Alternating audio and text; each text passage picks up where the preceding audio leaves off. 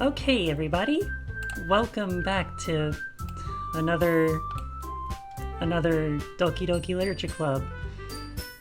So, it's been a while since I played this game, and since it's October, I figured I may as well jump back in. I mean, what's the harm in streaming a cute little game in October? And you can use the skip button to fast forward through text you've already read. Okay, that's good to know. We'll go with uncanny. Raindrops? Forgive. Prayer? Nibble. Unending. Pleasure? Ooh, okay. We're getting somewhere now. Comfort. Uncontrollable. Lust.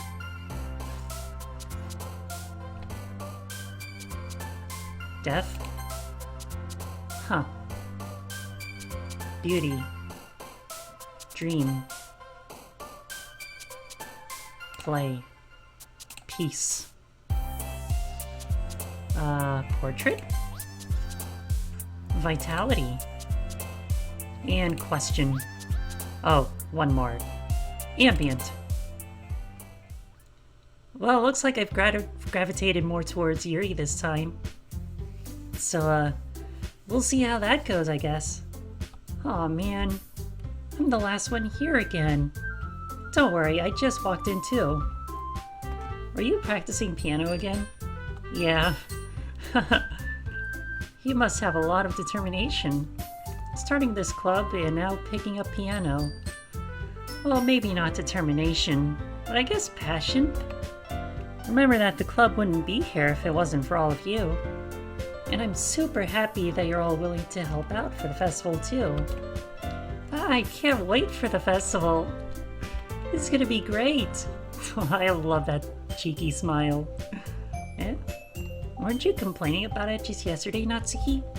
Well, yeah. I'm not talking about our part of the festival, but it's a whole day of school where we get to play and eat all kinds of delicious food. You sound a bit like Sayori all of a sudden. Monica, do they usually have fried squid? Squid? That's a pretty specific thing to look forward to. Oh, come on. Are you saying you don't like squid? You of all people? I didn't say I don't like it. Besides, what do you mean by you of all people? Because it's right in your name. Monica. Ah, that's funny. Ika means squid. That's funny. Eh? That's not how you say my name at all. Also, that joke makes no sense in translation. Never mind. Let's just focus on our own event for now, okay? Fine. Your reactions aren't as fun as Yuri's or Sayori's anyway. Excuse me? Where is Sayori anyway? Oh, there you are. Sayori is sitting at a desk in the corner of the room, looking down at nothing. I walk over to her. Hey, Sayori! I wave my hand in front of her face. Eh? You're spacing out again. Sorry. Don't mind me. You can go talk to everyone else. Huh. Is everything alright? Of course. Why wouldn't it be? Just feels like you're a little off. Sorry for assuming things. Jeez, you worry too much about me. I'm fine, see? Yeah, she's clearly hiding something. Sayori shows me a big smile. Don't let me distract you from having fun with everyone. Well, alright. If you say so. I worriedly glance at Sayori before turning back toward everyone else. But the conversation had already dispersed with everyone back at their usual activities. Maybe I should ask Monica if she's noticed anything about Sayori recently. Since they've been preparing for the festival, they must be spending a lot of time together. I timidly approach Monica, who is shuffling through some papers at her desk. Fox friend, what's up? Hey, this might sound a little strange, but Have you noticed anything up with Sayori lately? Anything up with her? In what way do you mean? Maybe I'm reading a little too much, but she seems a bit downcast today. Oh, you think so? Can't say I've noticed anything about her. Monica appears across the room at Sayori, who's idly dragging a rubber eraser up and down her desk. Maybe there is something on her mind.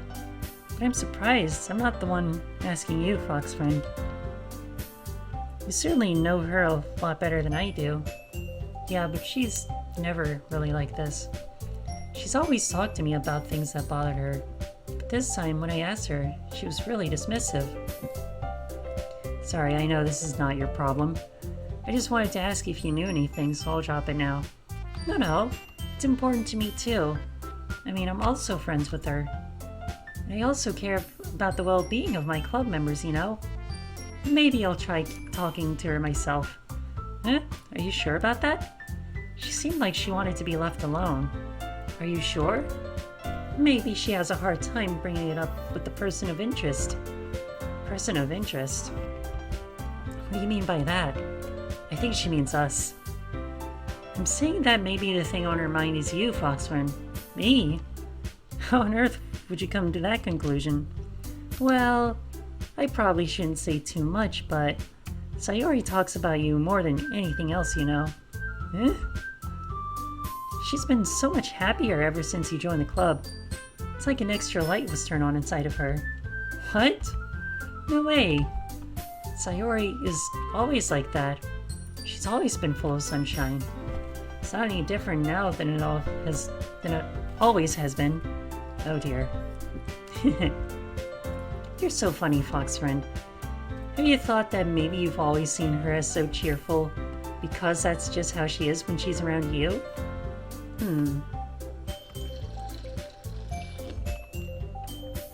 I said too much. I'm sorry.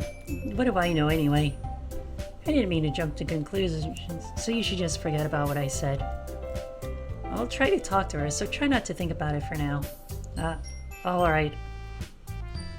Monica smiles meaningfully. I know she said to forget about it, but I already know that I won't be able to get her words out of my head. Monica stands up from her desk and walks across the room to where Sayori is sitting.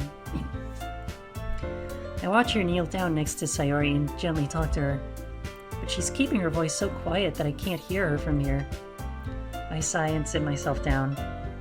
I know Sayori told me not to worry about her and to have fun with everyone else, but that's impossible to do when she's behaving like this. Exactly how much do I care about her that I'm letting this weigh me down so much? Now it feels like I'm the one behaving out of the ordinary. There's nothing I can do besides wait for Monica. Why does it feel like I'm being watched? I glanced around the room. Suddenly I notice Yuri peering at me from over her book, but she looks away just as quickly with a flustered look on her face. I realize that she won't get anywhere like this. Never really seen Yuri approach anyone or start a conversation on her own accord, so I have no choice but to approach her myself. By now it's a little easier for me to do that. I stand up from my desk and sit in one next to her own. I didn't mean to bother you or anything. Relax, you didn't even do anything. But I could tell that you wanted to be alone with your thoughts. Alone with my thoughts? How are you even able to tell I was thinking like that? Well, it's something that I do a lot, so it wasn't hard for me to spot based on your posture and expression. Not that I was staring or anything.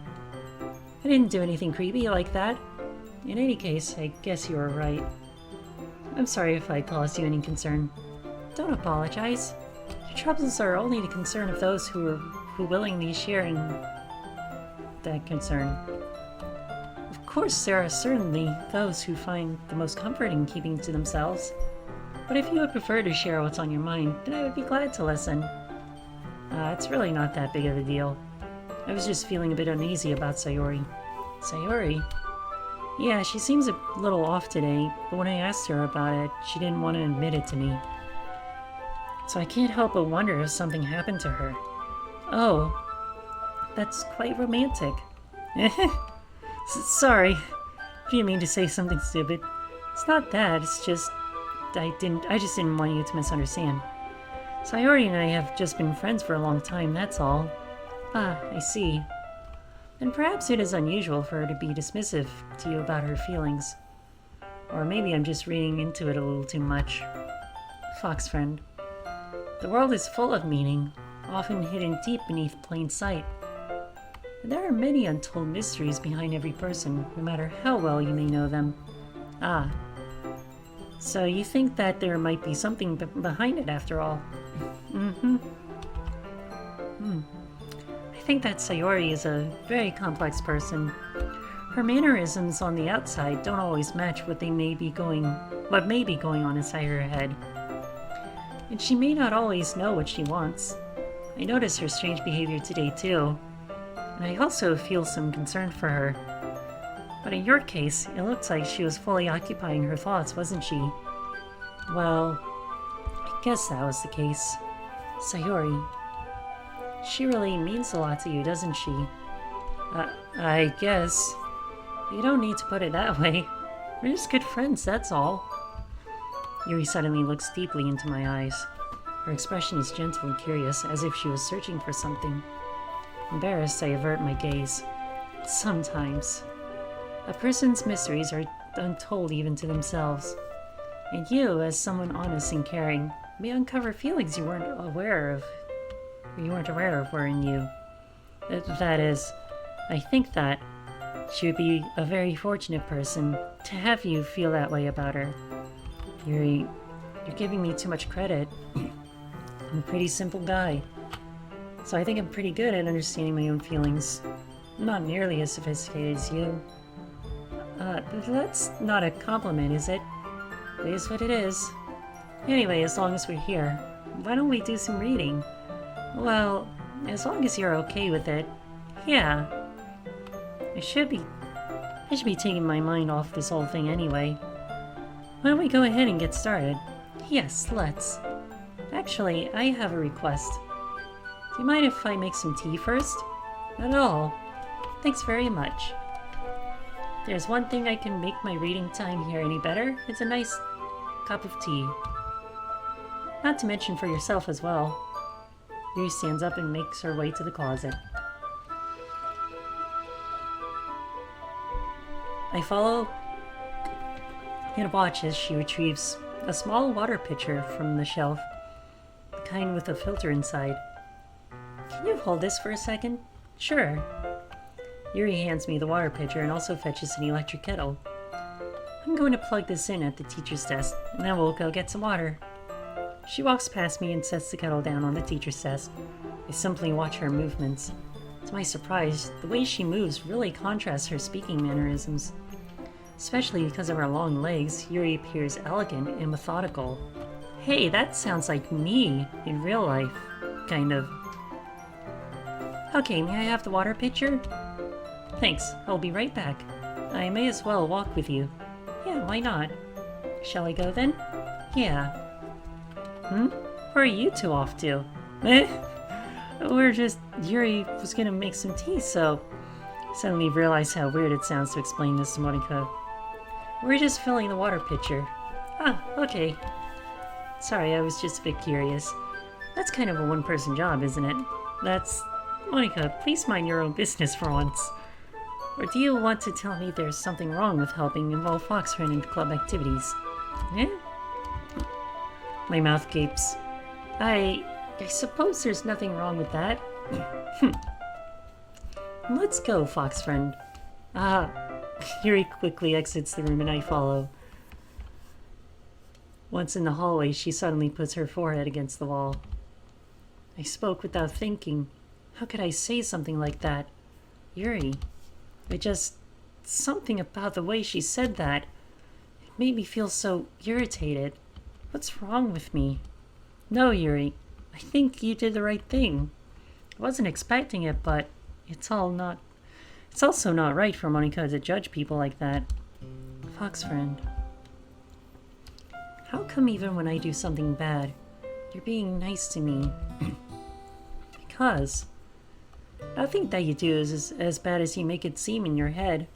Nobody's perfect. We have emotions, and we can't always hide them away. But you always amplify things in your head. Your mind turns into a light rain shower. Your mind turns a light rain shower into a hurricane. No. Wouldn't you hate me for something as terrible as that? Why would I hate you? I can't hate someone for having emotions. What kind of friend would do that? Friend, you say. Yuri lifts her head. Fox friend, I really like being friends with you. Thanks, Yuri. I like being friends with you too. I feel kind of awkward saying something like that, but I'm doing my best to help Yuri feel better. Anyway, yeah. Shall we go? Yeah. Yuri and I walk to the nearest water fountain. Once we fill up the water pitcher, we return to the classroom. And I need some more water myself.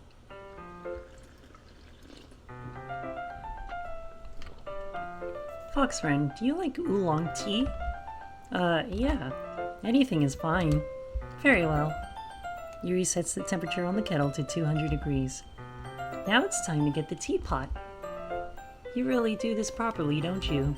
Of course. I shouldn't do any less when I'm making tea for others. Even if I'm not an expert on tea or anything. In that case, you'll only be even more impressed. Perhaps I will. Yuri fetches the teapot and begins measuring the tea leaves. To my surprise, she even starts humming a little to herself. You must be in a good mood now. Is that so? I was letting it show, and you noticed. I was doing a bit of thinking, and I decided that I would try expressing myself a little bit more. Turns out it's not very hard for me to do. I mean, it's you who's around anyway. That's great, Yuri. Just don't push yourself too much. You're always worrying about me, Fox friend. It's very endearing. Yuri wasn't kidding. I don't even know how I can keep up with this. I watch Yuri pour a cup of tea for each of us. Fox friend, I have another request. Do you mind if we sit on the floor today? Why is that? It's a little bit easier on my back. I can read with my back against the wall rather than bending over at my desk. Sorry, I didn't realize. No worries. I just have back pain fairly regularly, so I do my best to manage it. Is that so? Wonder why that is. It's most likely because your posture, right? Always hunched over like that while reading. Yes, I have terrible reading posture. So that's why we should sit on the floor. Fair enough. I'll go ahead and get the book. I retrieve the book from my bag. I have some chocolate as well. It's a bag of small chocolate candies that I kept hidden from Sayori's candy radar. I take it since it'll go well with the tea. Yuri and I sit against the wall, teacups at our sides.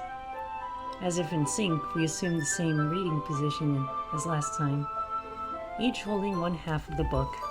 Except this time, our bodies are even closer to each other. I can't see too well. Yuri slides closer until our shoulders are touching. How am I supposed to focus on reading like this? Yuri was always kind of cute, but when she's being less apprehensive, it's almost more than I can handle. Your teacup. Yuri hands me my teacup. Holding it with my hand that's not holding the book, I end up in a position that makes it even harder to focus. Because now I need to worry about making sure I don't accidentally touch her chest. Meanwhile, Yuri hasn't noticed a single thing. She wears her intense reading expression, and I can only presume the world around her has faded away. I use all my willpower to focus on reading.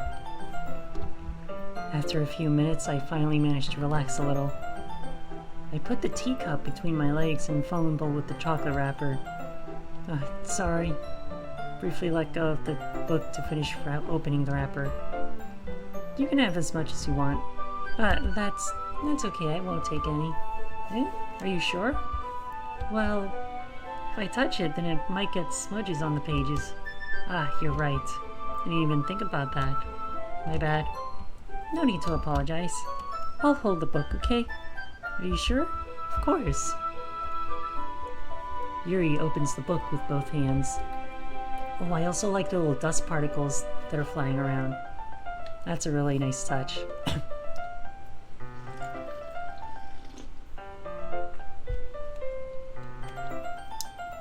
She holds it so that I don't have any harder of a time reading from it, but as a result, her left arm is practically resting on top of my leg.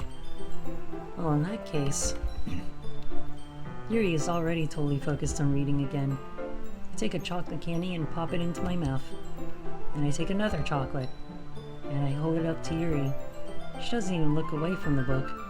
She simply parts her lips as if the situation was completely natural. But that means I can't stop here.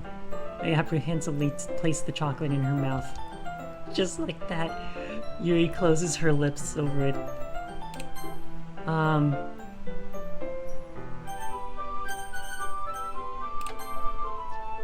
Okay, that's actually really cute. Oh, it's right click, okay. Honestly, I think this is a good thumbnail for the VOD. Anyway. Yuri's expression suddenly breaks. Did I just... Yuri looks at me like she needs to confirm what just happened. Fox friend? Sorry. I guess I shouldn't have done that. Well, you were just helping. That's something that friends do, right?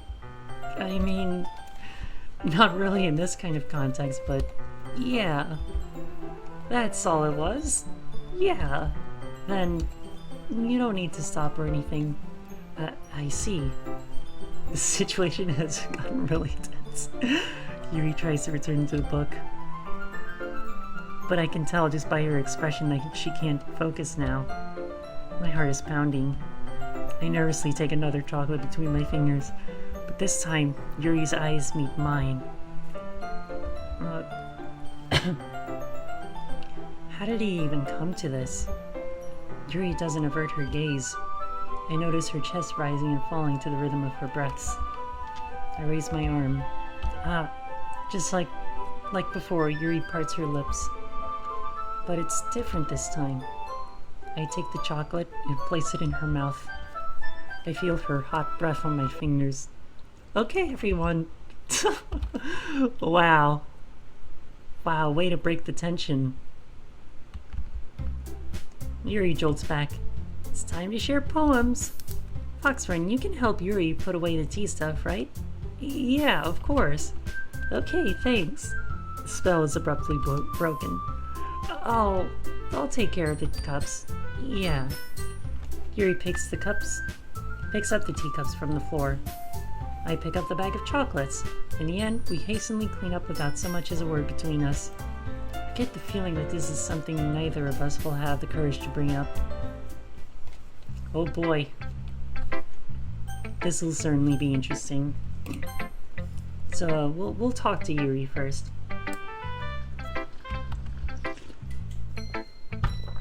Fox friend, your writing has only improved in these last few days. Every poem you've shown me has been nothing short of spectacular. I can really feel the emotions. I'm a little envious even. I don't think it ever came to me this naturally. Yuri, that's the wrong way to put it. This never did come naturally to me. But I've been able to improve so much thanks to you. You're really the example I was chasing after. Is that so? Yuri gently smiles to herself. This feeling. I'm so glad I got the chance to share my writing. I never thought it would feel like this. I remember you mentioning that yesterday. I can't believe that you're so good at something you've never even shared with anyone. It's kind of a shame. Maybe, but it's not like I really had a choice. What do you mean? Well, Yuri smiles sadly.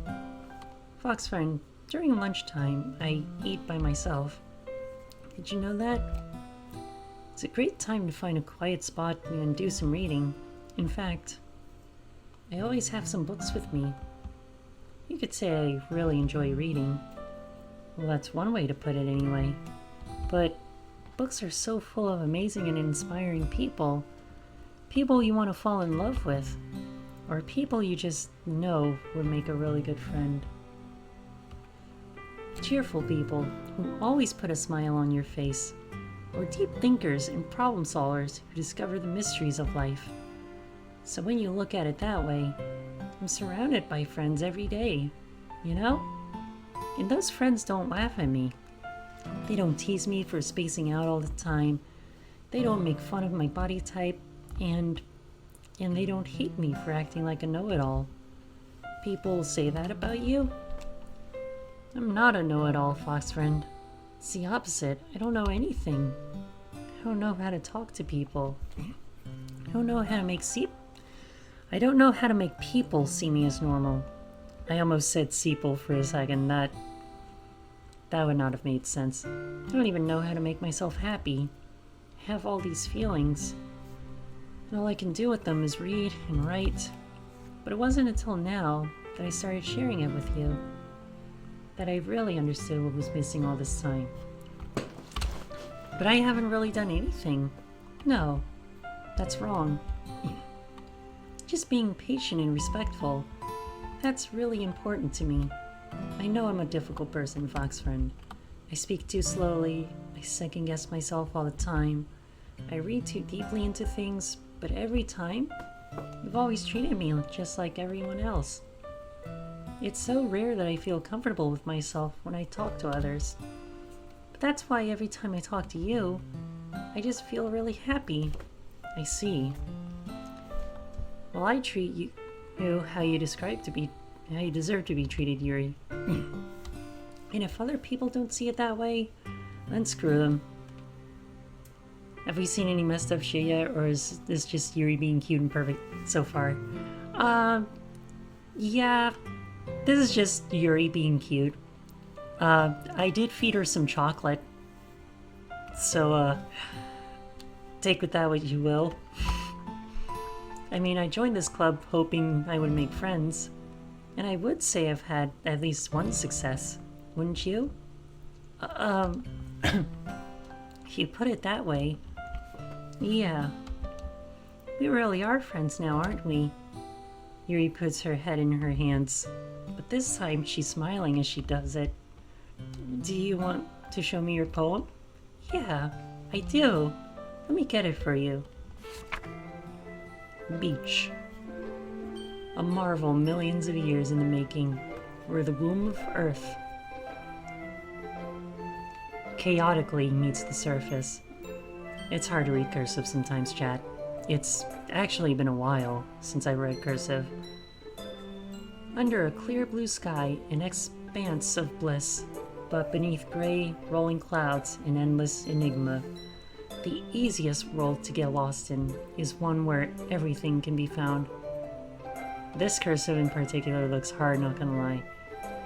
Yeah, I don't blame you. One can only build a sandcastle where the sand is wet, but where the sand is wet, the tide comes. Will it gently lick at your foundations until you give in? Or will a sudden wave send you crashing down in the blink of an eye? Either way, the outcome is the same. Yet we still build sandcastles. I stand where foam wraps around my ankles, where my toes squish into the sand. The salty air is therapeutic. The breeze is gentle yet powerful. I sink my toes into the ultimate boundary line, tempted by the foamy tendrils. Turn back, and I abandon my peace to erode at the shore. Drift forward, and I return to Earth forevermore. Also, you know, there's a different version of this theme for each girl. Mix them all, and it sounds pretty good. Really? Oh yeah, there is. I mean, kind of already knew that from the start of the stream. Okay, how do I... Oh, is it a... No? Oh, it's just space. I'm aware that the beach is kind of an inane thing to write about, but I did my best to take a metaphorical approach to it. You say that like you didn't even want to write about it. Oh, you haven't heard? After yesterday, Natsuki and I, well, it was amusing that we wrote about something similar in such different ways. So Natsuki wanted us to write about the same topic as each other again. I suppose it's better to compare the differences in our writing styles or thought processes. Anyway, it was her idea. Knowing her, it's no surprise that she'd want to do something like that. She probably just wants to show off. It's not like I have a particular interest. Oops, I accidentally skipped. That's okay though. I just went with her request. But, well, I suppose it's not so bad to write about something simple on occasion. It can be refreshing, you know. It's good for me to calm my thoughts once in a while. Yeah, I think I agree. Thanks for sharing. So I guess we'll look at Natsuki's poem next. But first, a sip of water.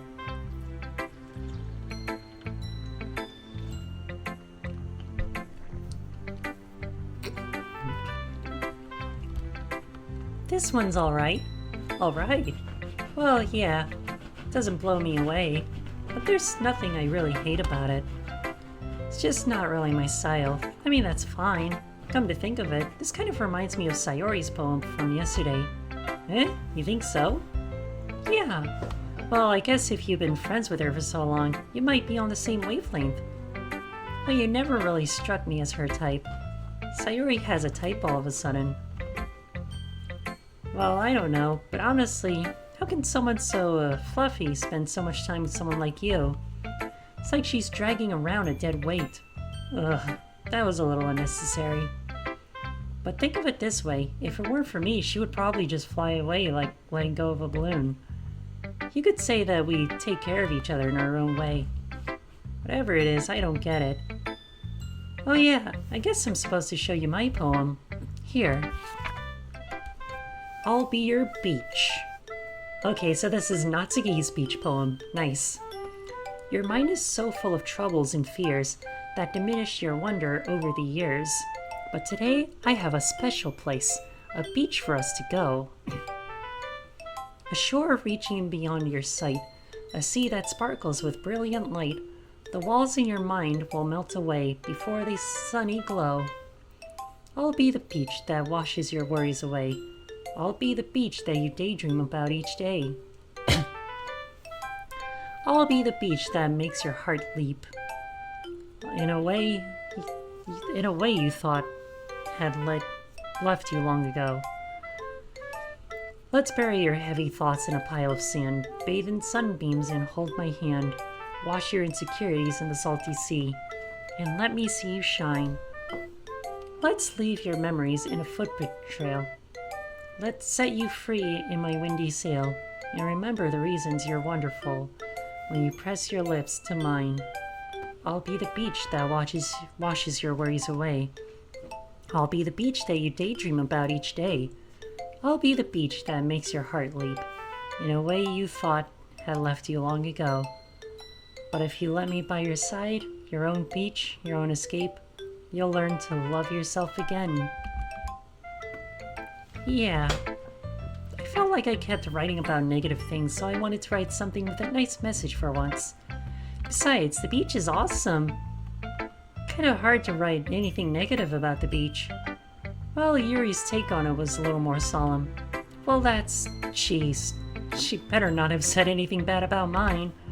After all, she was the one who wanted us to write about the same topic. Ugh, you can really see her doing that too. Making us write about a simple topic, then trying to impress me by coming up with something all fancy. Well, it's not like I care. I just did it anyway. I mean, I guess mine ended up being kind of metaphorical too. There's nothing wrong with doing that once in a while. At the very least, it was good practice. Yeah, I guess that's true. Okay, Sayori's next. It's nice, I guess. Come on, I can already tell you don't like it. Well, you don't need to worry about what I think. After all, you wrote this for someone else, didn't you? Probably Yuri. Eh? I didn't write this for anyone specifically. Maybe. That's not really what I meant, though. But it's okay. You're making new friends, just like I was hoping. That makes me really happy. And you're happy too, right? In this club? Well, of course I am. Good. That's all that matters to me. Thank you, fox friend. Sayori. Is there something wrong? Huh? No, nothing. I'm just a little tired today. Alright. Just tell me if you need anything. I will. Don't worry about me, okay? You can go play with everyone else now. If you insist. Yay! I'm gonna head home a little bit early today. Sayori? Tell Monika I wasn't feeling well, okay? See you tomorrow. Before I can say anything else, Sayori cheerfully walks out of the classroom, humming to herself. Uh-oh. Yeah, something's about to go down. Hi, fox friend. Have you thought about what you want to submit to perform at the festival? Well, being in this club is one thing, but performing in front of a bunch of people... I'll have to give it some more thought. Okay, no pressure. But whatever you do, I'm sure it'll turn out great. It would also make me happy to see. Anyway, let's take a look at today's poem. Sure. I let Monika take the poem I'm holding in my hands. And I need a sip of water.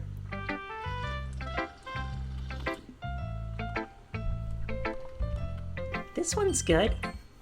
Feels like you're not only getting more comfortable with your style, but the imagery is better than the last one I read. Just wondering, have you been finding inspiration in Yuri's writing style? I guess so. Can't deny that she's talented. Yeah, totally. I think her poems are the most romantic.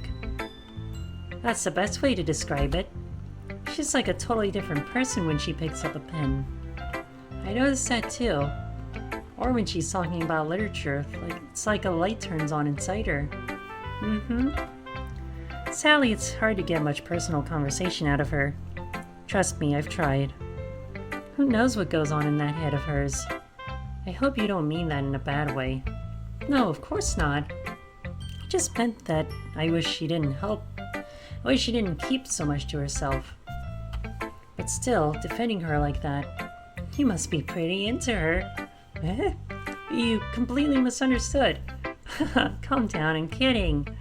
Besides, I'm pretty sure she's already got a boyfriend. Wait, really? Yeah, a fictional one anyway. Monika kind of whispers that last part to me. It's just a hunch, but, well, there's not really anything wrong with that. Well, I know. I was just saying... Anyway. I'll share my poem with you now, alright? Alright. The Lady Who Knows Everything. An old tale tells of a lady who wanders Earth. The lady who knows everything. A beautiful lady who has found every answer, all meaning, all purpose, and all that was ever sought. And here Oh! I accidentally pressed the S button. And I screenshotted the poem. Whoops. I'll have to figure that out later. And here I am, a feather, lost adrift in the sky, victim of the currents of the wind. Day after day I search. I search with little hope, knowing legends don't exist. But when all else has failed me, when all others have turned away, the legend is all that remains, the last dim star glimmering in the twilight sky. Until one day the wind ceases to blow. I fall, and I fall, and I fall, and fall even more. Gentle as a feather, a dry quill, expressionless, but a hand catches me between the thumb and forefinger, the hand of a beautiful lady. I look at her eyes and find no end to her gaze. The lady who knows everything knows what I am thinking. Before I can speak, she responds in a hollow voice. I have found every answer, all of which amount to nothing. There is no meaning, there is no purpose, and we seek only the impossible. I am not your legend does not exist. And with a breath, she blows me back afloat, and I pick up a gust of wind.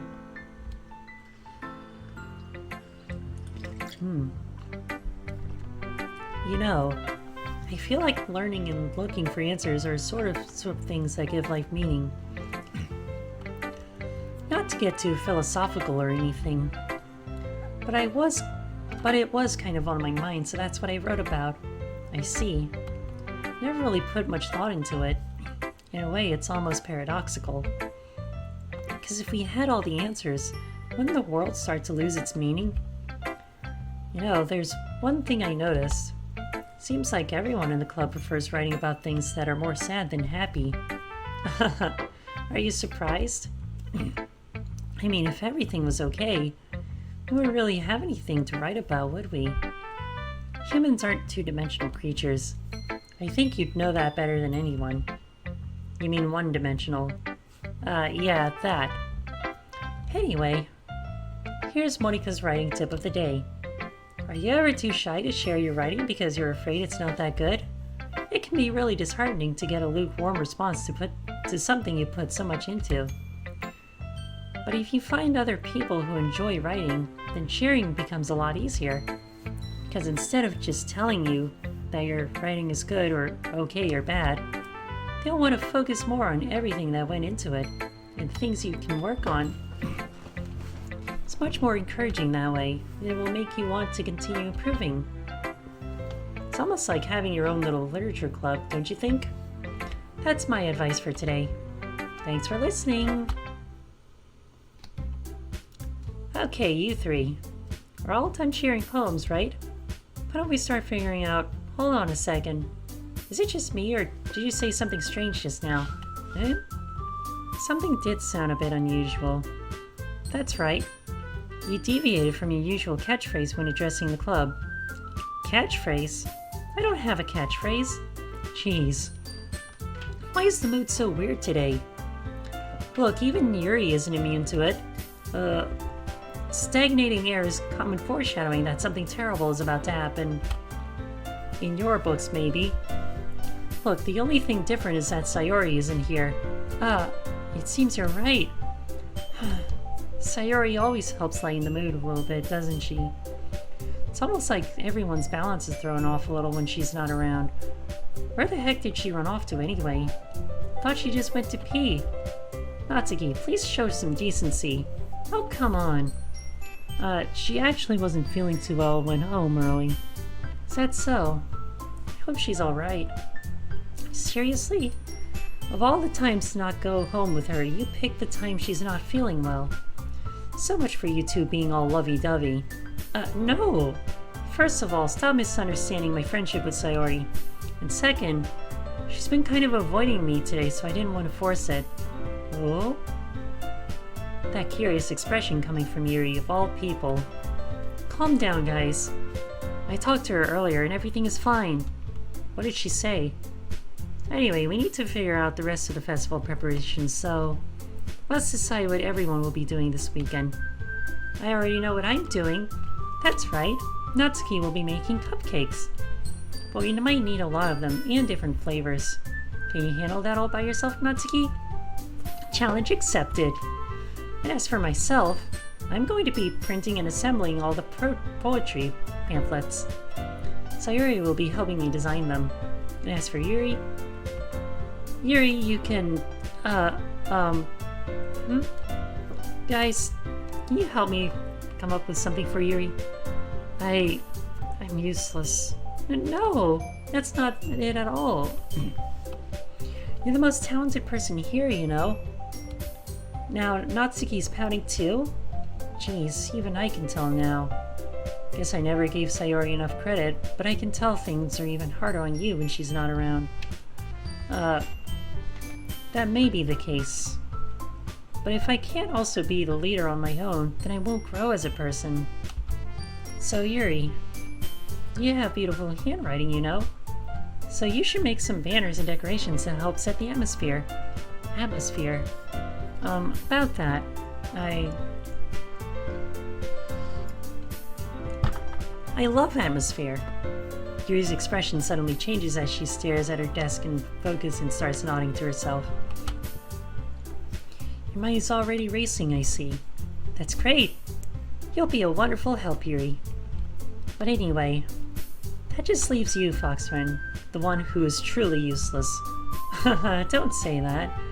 In fact, both Natsuki and Yuri have some pretty heavy tasks to handle. It would probably go a long way to give one of them a hand. You could always help me out as well. I would be really appreciative of that.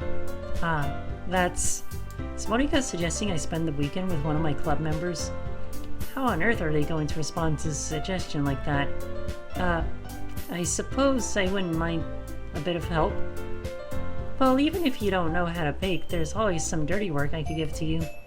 It's not like Monika's going to give me a choice, and you shouldn't be sitting on your butt anyway. Natsuki tries to mumble a bunch of excuses like that. If I recall, Natsuki, you mentioned that you would like to handle the baking on your own. Fox Friend may not like to be around if you only make him out to be a nuisance. So therefore, may be more suited to assisting with decorations. Oh, I never said that. How hard could it be to make a few decorations anyway? Sounds more like you're just making excuses for Fox Friend to... What are you saying? It will be extremely meticulous work, and baking isn't? Just what do you think? Guys, let's settle down for a moment. In the end, I think it's up to Fox Friend to decide how he'd like to contribute. Besides, he hasn't really gotten the chance to spend any time with me yet, you know. So I'm sure he's interested in... You literally just said... I'm surprised as well. Sorry. I was just saying, though. Jeez. Did we just sell this already? Yeah. Fox Friend, you're okay with this, right? In the end, it's up to you. Of course. Very well. In that case, everyone looks straight at me. But of course, I'm going to go with...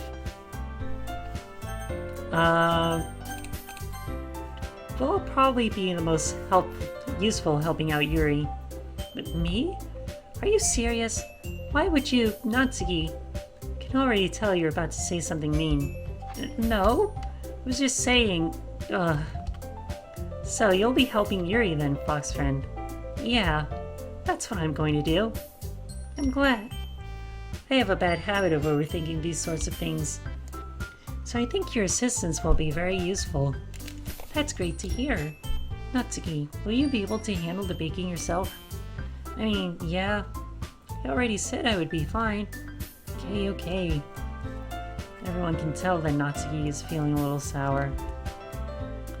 So, is that everything we need to go over? Yeah, that should be about it. Are you guys excited? Well, excited might not be the right word, but I suppose I'm looking forward to it a little bit. Do you feel the same way, Fox Friend? Me? I guess you could say I'm interested to see how it will turn out. That's good enough for me. What about you, Natsuki? Natsuki? What? Why is everyone yelling at me? I didn't even do anything. No, it's not what I meant at all. Yuri anxiously glances between everyone in the room. I'm sorry for this. I don't really know why Fox Friend picked me. And also, the cupcakes are the best cupcakes I've ever had. They go really well with my tea. And nothing that I do for the event will compare to that, so... I get it. Kinda surprised, though. Well, why? Well, I'm the one acting immature. I already know that. You're trying to cheer me up all of a sudden.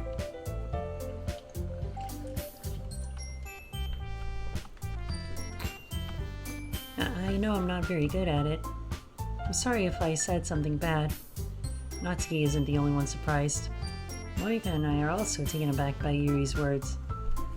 And she already has trouble with words, trying to cheer someone up must be far out of her own comfort zone. But I begin to understand. Yuri was trying to sound like Sayori. Even if it didn't work perfectly, I can tell that she tried to say something Sayori would say at a time like this. Because Sayori always helps everyone smile and feel good about themselves. No, I kinda appreciated it. I'm sorry for making a big deal out of nothing. But I'm going to say this. You better bet that my cupcakes are going to be the best part of the whole event. I believe you. Yeah, I hope to see everyone do their best. But with that, there's nothing more for today. So I guess it's time for us to head out. Alright, let's get out of here then. Everyone packs up their things. I start to follow Monika and Natsuki out the door as they chat between each other. I turn around. Sorry. I realize that I don't have any way of contacting you this weekend. Oh, you're right. I can't believe that slipped my mind. Should I give you my phone number? I think that would be the best way, yes. Alright then. Yuri and I exchange phone numbers. Okay. I'll be stopping by your house on Sunday. Eh? My house? Is that a problem? No, not at all. I just thought that I would be the one going to your house since I'm the one helping you. I suppose that makes sense. But if you don't mind, I think I would prefer going to your house. Alright. In that case, it wouldn't be a problem. I decide not to press Yuri for a reason. It's not like it should matter much either way, so I'll just need to make sure my room is clean. I hope I manage to make myself useful in some way. Not nearly as creative as you are. Don't underestimate yourself, Fox friend. I think that will make a very productive team. Even if you only chose me because you felt bad or something. Wait, you don't actually think that, do you? I don't know. It's difficult to come up with any other reason you may have chosen me. You're forgetting the one reason with the most common sense. I chose to help you because that's what I want to do. But Yuri thinks to herself in an extremely tense expression. Yuri, you're overthinking this. You wanted me to point out when you were overthinking, right? Eh? I didn't realize. I'm telling you, I want to. That's all there is to it. Do you believe me? Yuri thinks really hard again. She looks straight into my eyes for a while. I believe you. As if it took her a tremendous effort, Yuri finally says that and relaxes her expression. And I'm really looking forward to Sunday. Yeah, I am too. After that exchange, I make my way out the door and Yuri follows. I can't believe this. Yuri is going to be coming to my house on Sunday. My anxiety shoots through the roof. Even though I've gotten plenty used to handling her at this point, there's no telling what might end up happening when we're outside of school. More than that, she told me she was looking forward to it. Is this the chance I have to make something happen between us? Or is it too early for that? Only time will tell. Until then, I won't be able to take my mind off of it. I seriously can't wait. I know, right?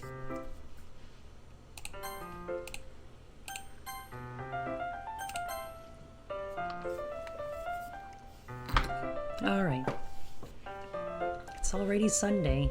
I've been getting increasingly anxious about Yuri's upcoming visit. I keep telling myself there's no reason to be nervous, but it doesn't help much. Yuri is clearly an introvert, and also an intimate person in general. There's no doubt that she'll open up a little bit when it's just the two of us. Meanwhile, we've even been texting occasionally. She was extremely apprehensive at first, but it wasn't long before I was already learning more about her. But putting Yuri aside, I haven't heard a thing from Sayori since she left the club early the other day. It's not like we text each other all the time or anything, but I've been worried about her in the back of my mind. Between what Sayori said and what Monika said, is it really okay for me to put Sayori's feelings aside when she might need me? I decide to visit Sayori before Yuri comes over. Rather than asking, I simply tell her I'm coming over, much like we've done in the past.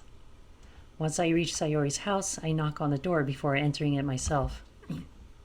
Again, we used to play so often that we've made it a habit of simply entering each other's houses like we were family. The house is quiet. Uh-oh. I don't like where this is going.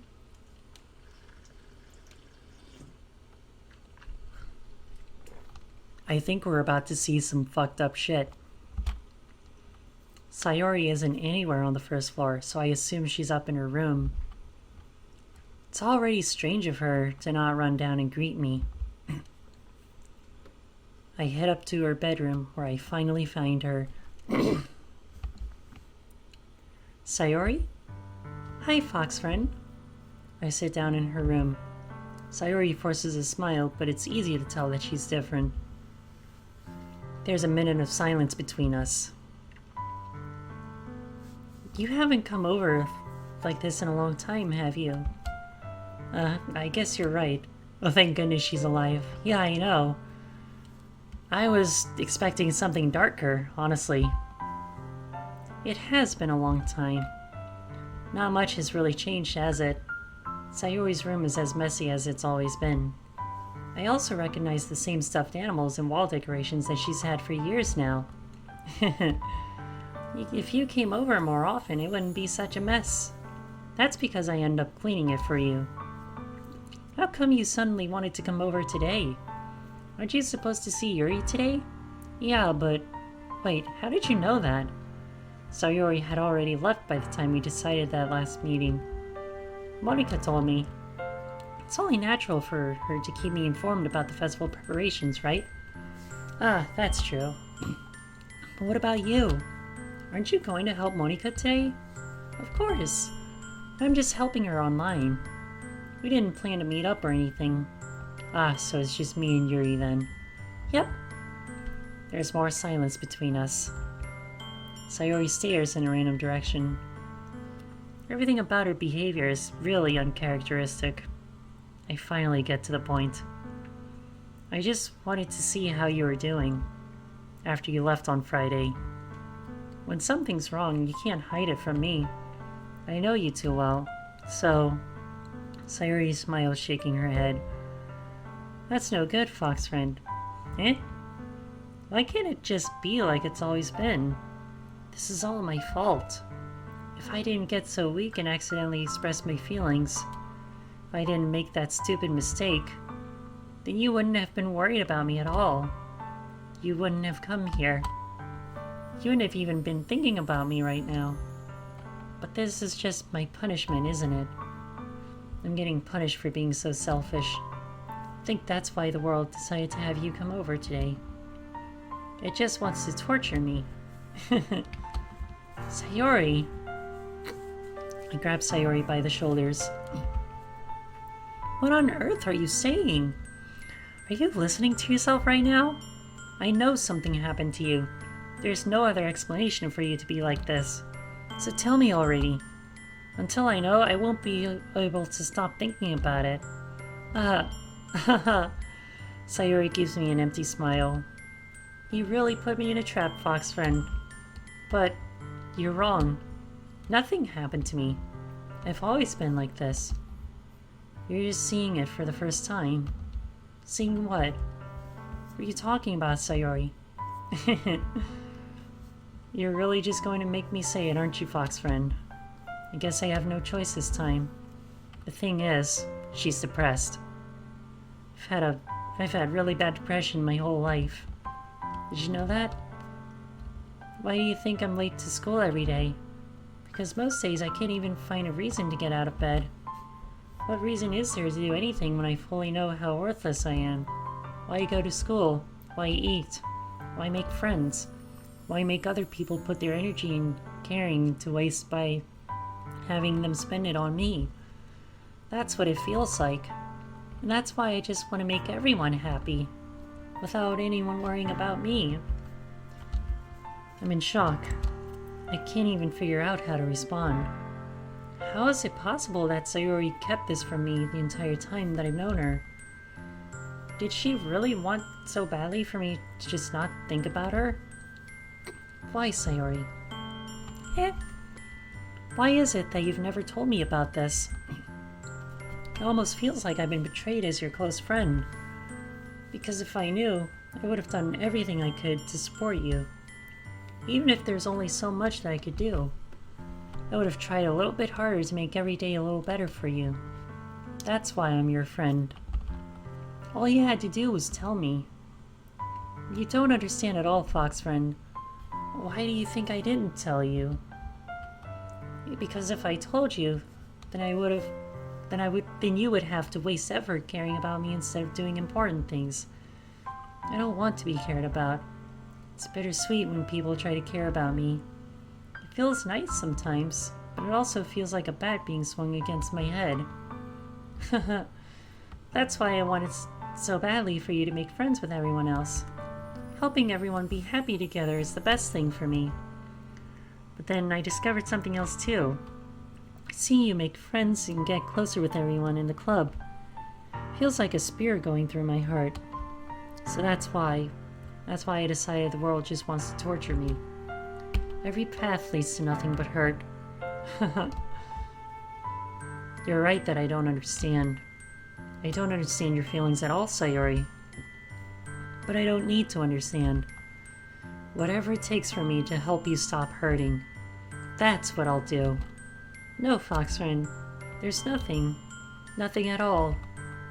The only thing that could have helped is if everything could be like it always was.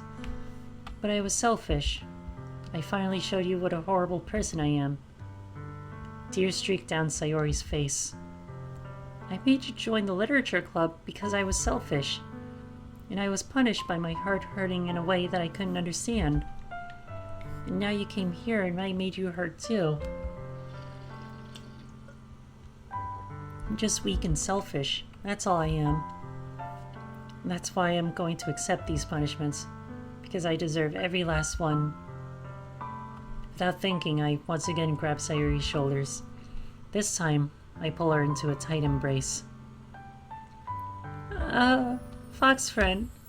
Sayori, I don't care if you feel selfish. I'm really happy that you convinced me to join this club. Seeing you every day makes it worthwhile enough. If I make friends with everyone else, then that's just a bonus. But please never underestimate how much I care about you. I wouldn't have it any other way. Fox friend. Sayori isn't hugging me back. Despite my arms being wrapped around her, Sayori's arms remain at her sides. She starts sobbing next to my ear. No, don't do this to me. Please don't do this. Fox friend, Sayori barely manages to speak between her sobs. I don't know if I'm doing the right thing, but all I want is for her to know that I care. If you have it in you to call yourself selfish, then you have to let me be selfish too. No matter what it takes, I'll figure out what needs to change. I'll make these feelings go away. And if there's anything that you need me to do, then you'd better tell me. I'll get mad if you don't. I don't know. I don't know. I don't know. Gently, Sayori finally puts her arms around me in return. I don't know anything. It's all really scary. I don't understand any of my feelings, Fox friend. The only time I'm not feeling nothing is when I'm feeling pain. But your hugs are so warm, and that's really scary too. Sayori lets me go. As she does so, I let her go as well. The festival is tomorrow. Yeah. It's going to be fun, right? Yeah. How would you like for me to spend it all with you? It's what I want. I promise. I think it would be nice then. Yeah. Sayori wipes her eyes. If I could spend the whole day here, I would. Of all days, this has to be the one where I have other plans. Maybe I should cancel. No, don't! Please don't. If you did that, then I really wouldn't forgive you. But it's almost time for Yuri to meet me at my house. At the very least, do you want to come along and help out? It would be fun. To my surprise, Sayori shakes her head. I'm sorry. I don't know if that would be very good for me today. You understand, right? It's kind of hard for me to fully understand, but I'm trying my hardest. It's okay. Don't worry too much about it. I'll see you tomorrow, okay? Alright. I look forward to it. I say goodbye to Sayori and exit her house. On the way home, I find myself still feeling uneasy. But it's hard for me to keep thinking about it when Yuri is about to come over too. I think Sayori is right. I shouldn't be worrying too much. We're definitely going to have a great time tomorrow. I should just focus on what's ahead of me. As I approach my house, I see something that makes me feel a moment of panic. Yuri? Ah, thank goodness. You're a little early. I'm sorry it wasn't home yet. Were you waiting for a long time? No, I just got here. But I started to get really nervous when nobody answered the doorbell. You always could have texted me. If I had known, I would have reassured you and hurried more on the way home.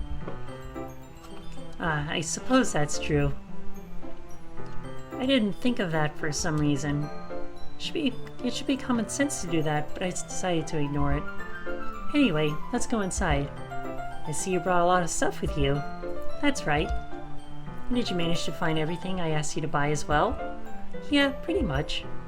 At least I hope I got everything right. I'm sure it will be fine. I take Yuri to my room. Okay, this is a nice looking bedroom. First thing she does is glance around curiously, which makes me feel anxious. It's so clean. I cleaned it before you came over, so... That's very considerate of you to do. No. I would be really embarrassed for my room to be a mess while you were here. Well, I do enjoy cleaning. I would have gladly helped you clean. That would be even more embarrassing. Wait, don't look in there! I snatched Yuri's wrist, which was in the process of opening a desk drawer of mine. I'm sorry. Wasn't thinking for some reason. I was just spacing out. It's fine, it's fine. I let go of Yuri's wrist. She puts both of her hands firmly in her lap, as if making sure she's keeping track of them. So, should we get started? Yes. I have a few things planned that you can help with. Decorations and other atmospheric enhancements. Atmospheric enhancements? You know, mood lighting, aromatherapy candles. Oh wow! I didn't know you planned on taking it that far. Of course. I want to help take our guests to a faraway place. Although many will stop by just out of curiosity. And for cupcakes, I guess. I'm determined to provide an experience that will leave them wanting more. That's great. It's easy to forget that you're a pretty intense person. Intense? I guess that's the best way to put it. Is that a bad thing? No, not at all.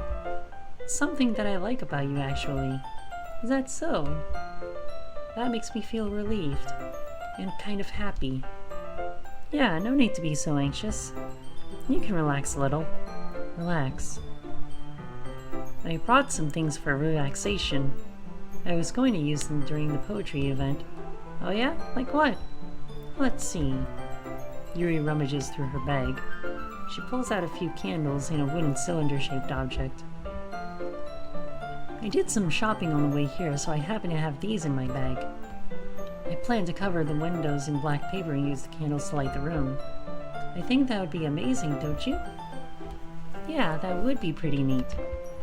What's that wooden thing, though? Oh, this?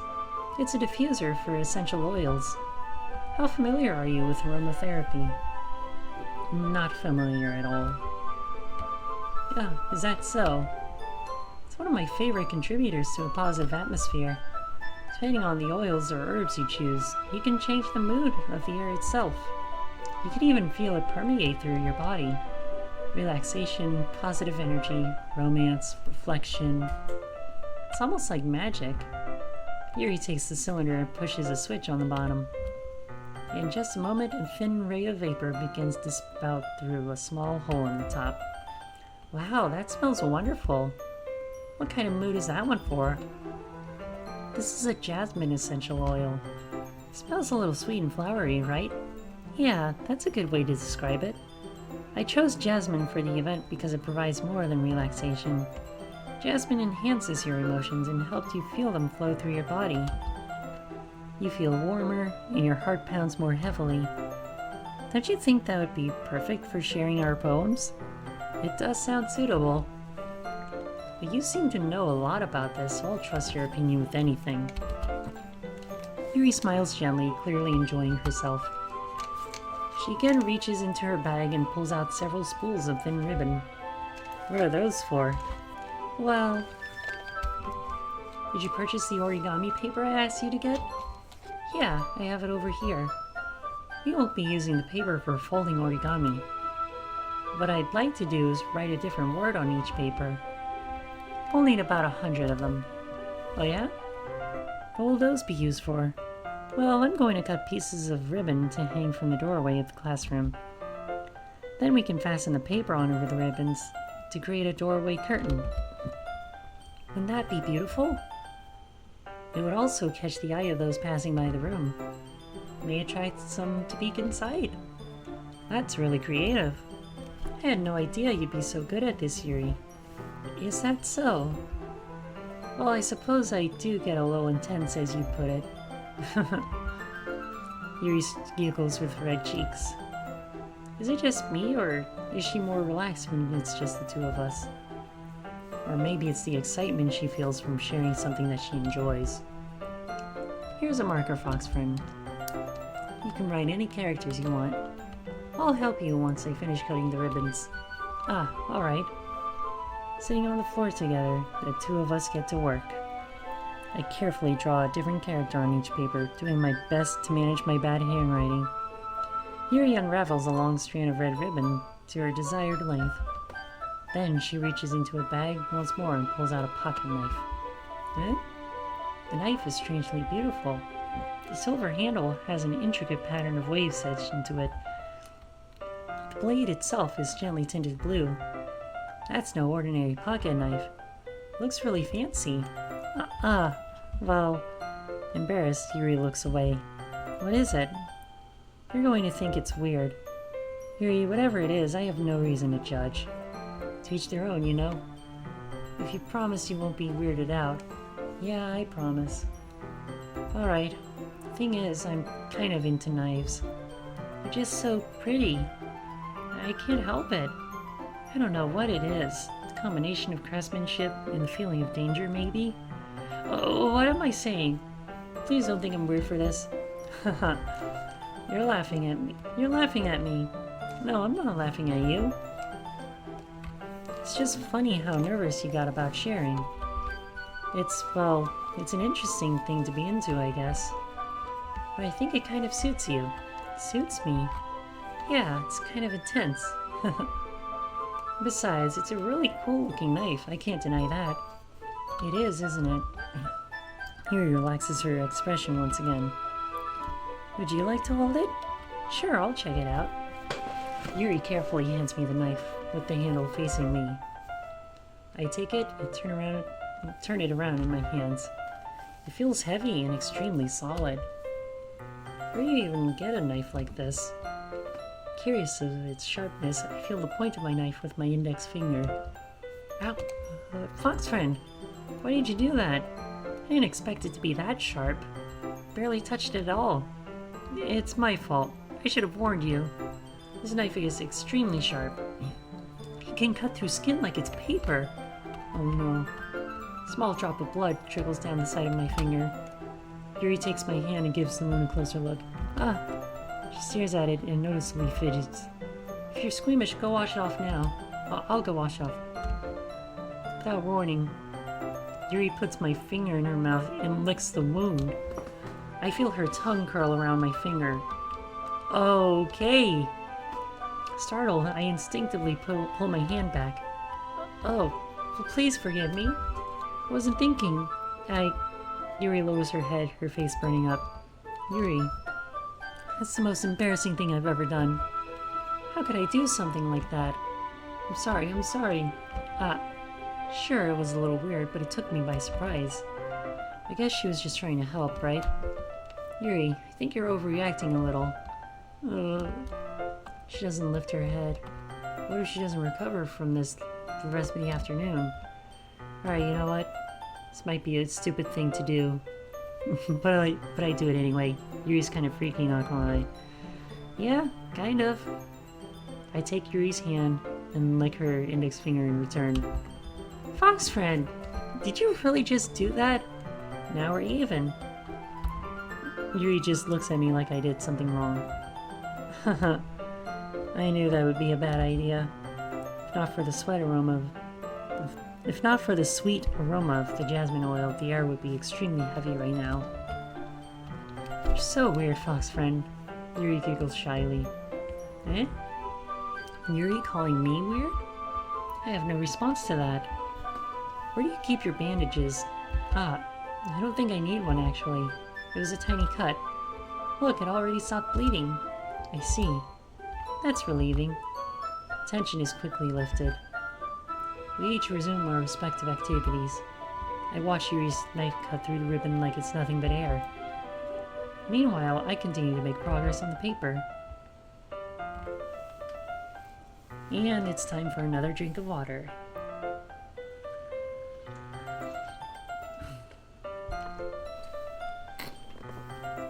After we finish attaching the paper to the ribbons, we lay them all out side by side. It looks better than I expected, and will be very effective as a door curtain. It looks great. Good thinking coming up with this, Yuri. Ah, thanks. It's just something I saw online, really. Are you ready to move on to the next task? Yeah, let's do it. What do you have in mind? I'd like to create a banner. That's why I asked you to buy the paint tablets. Ah, that's right. One of the items Yuri asked me was to buy a kit of watercolor paint tablets. We'll need about 6 cups of water to put each of the tablets in. You mind fetching those for us? Of course not. 6 cups of water. I'll be right back in a minute. Thank you very much. Oh, and just a little bit of the water is okay. If you fill the cups too much, it would be too diluted. Taking Yuri's advice, I decide to put small plastic bathroom cups. To use small plastic bathroom cups rather than full-size glasses. I put them on a plate to catch any paint that drips. Then bring it back into my room. Yuri? Yes? I come to see Yuri quickly unrolling her sleeve, putting it back on her arm. Nothing. Your face is a little red. Is it too hot in here or anything? No, not at all. There's nothing wrong, so let's mix the paint. Yuri hurriedly dismisses me and takes it upon herself to unwrap the tablets, dropping them into the cups. So, I thought we would do something simple that would look very nice.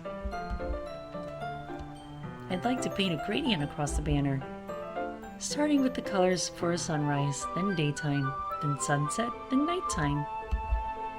Once it dries, I'll write an inspirational quote across the banner. We can hang it on the wall behind the podium at the front of the classroom. Ah, neat.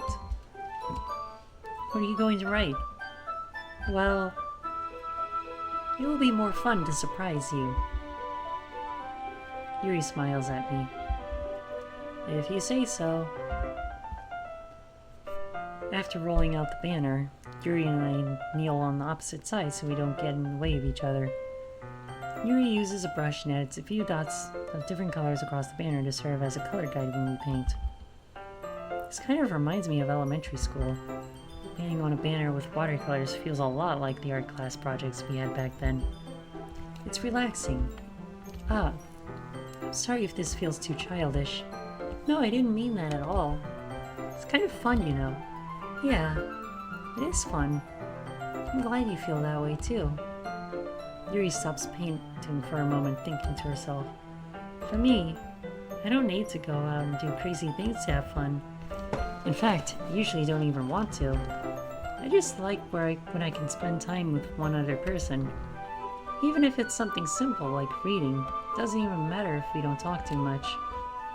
Just having a friend next to me makes things feel a little nicer. I think that's all it takes for me to be happy. Is that so? Even if Yuri and I are quite different, I can understand where she's coming from. I feel that way about things like anime and games, or simply sharing the experience with someone can make me happy. I think I feel the same way. Yuri smiles gently. I knew you'd understand. Yuri leans over the banner to grab an unused paintbrush, but I move at the same time, causing my head to bump into hers. Gah! That's sorry. Yuri reels back and I quickly lift my hands in surprise. Are you hurt? No, I'm not hurt. Just startled me, that's all. Sorry, I should have asked you to get it for me. It's not your fault.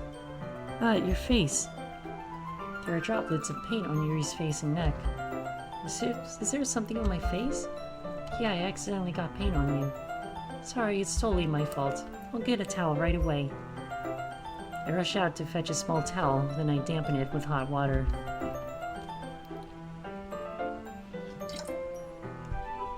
I return to my room and kneel back down in front of her. Here. I pat down Yuri's face and neck with the towel. Okay, I just want to take a look at this real quick. This is some really nice artwork right here.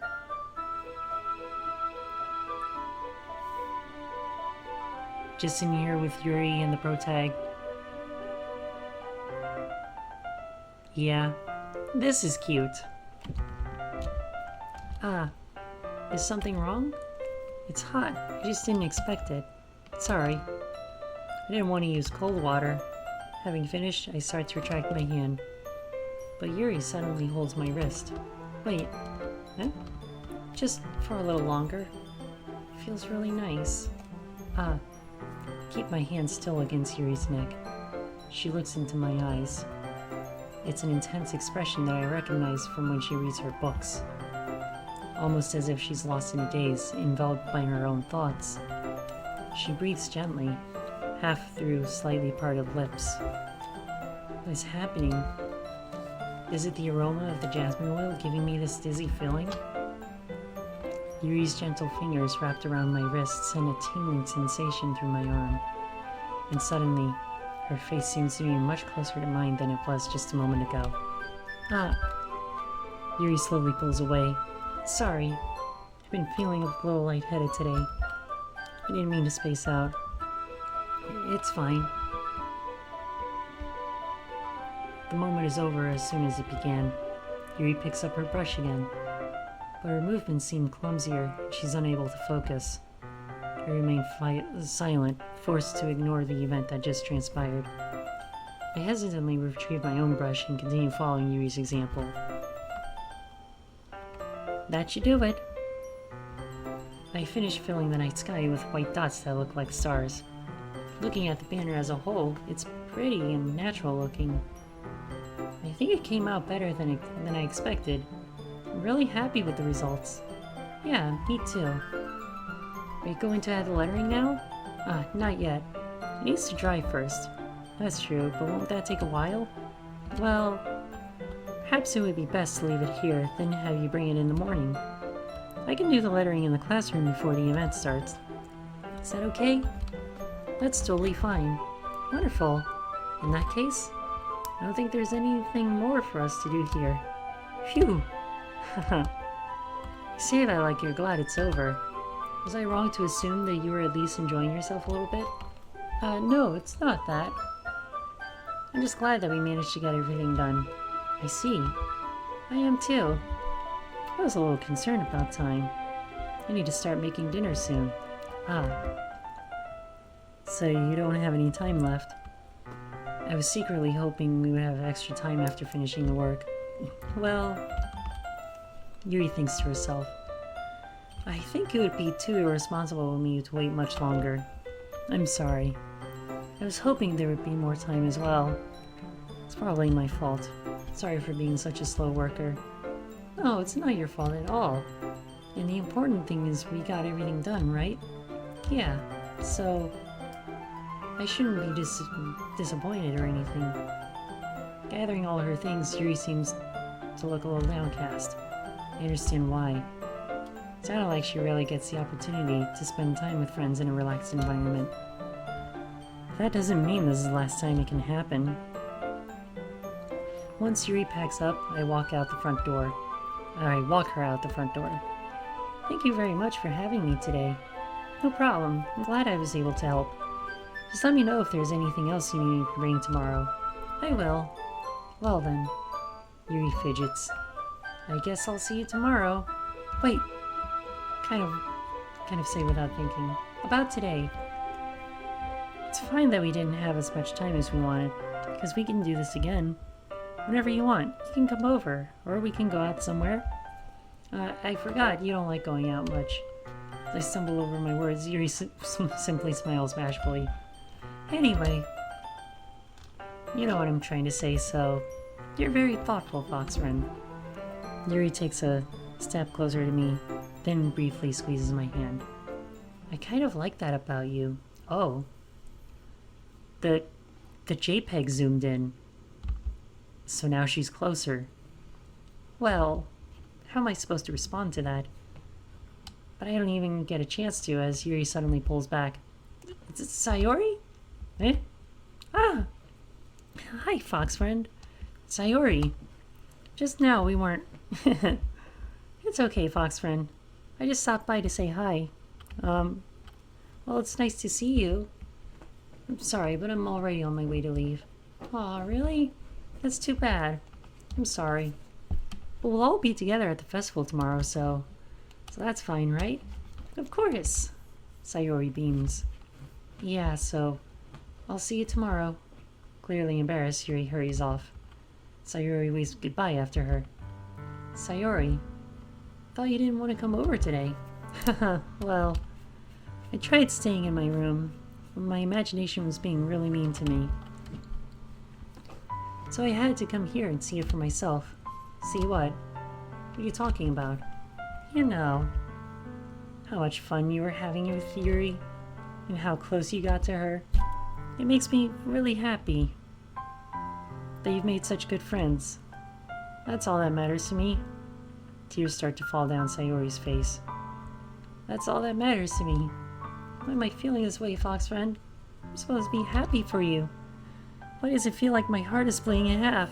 It hurts so much. Everything hurts so much. This would be better if I could just disappear. Sayori, don't say that. It's true, fox friend. If I wasn't here, then you wouldn't have to waste your sympathy on me. You wouldn't have to put up with me being selfish. Monika was right. I should just... Monika? Monika was right about what? Sayori. What I said before is true. I'm not going to let this continue. Caring about you like this isn't the burden your mind is making it out to be. It's something that makes me happy. It's something that I wouldn't trade for anything else. So even if it takes an entire lifetime, I'm going to be by your side until you don't feel any more pain. But... Sayori looks away. I put a hand on her shoulder to reassure her. I'm scared, fox friend. I'm really scared. What are you scared of, Sayori? I'm scared that I might like you more than you like me.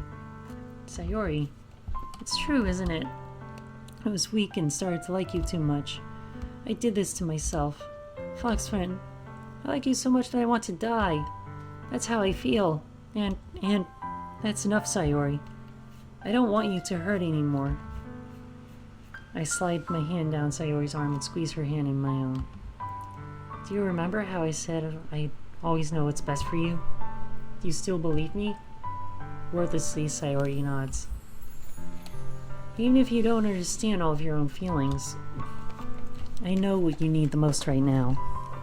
And that's what I'm going to give you. Sayori. Oh. Oh, we get to choose? I love you. Eh? Those are my true feelings. So there's no way you could like me more than I like you.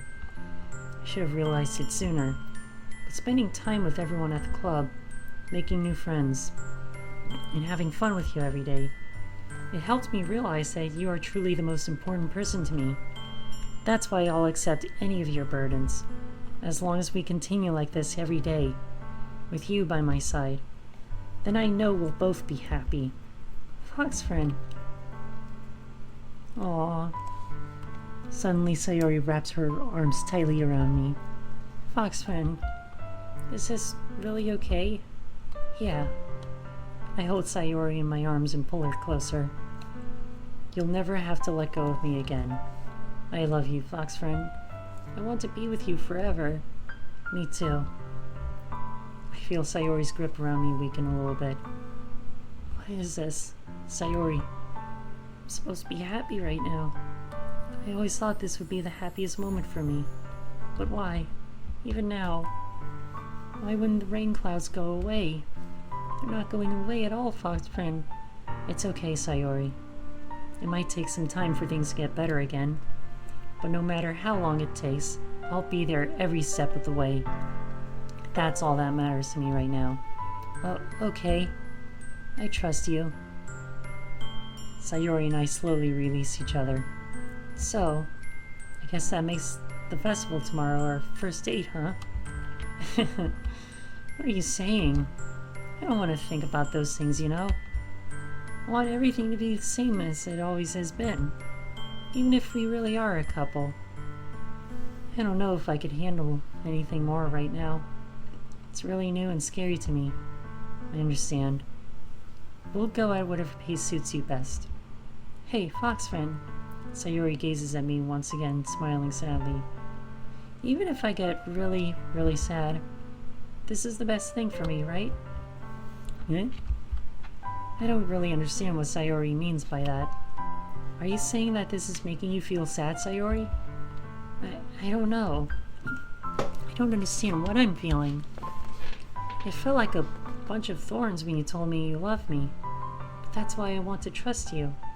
You know what's best for me. Yeah, I do. That's my promise. I say that, but in reality, I've never felt more uncertain when it comes to Sayori. I know that I love her and she loves me, but I'm having as much trouble understanding Sayori's feelings as she is. Even though I can comfort her, I keep wondering if I should be doing something more or something different.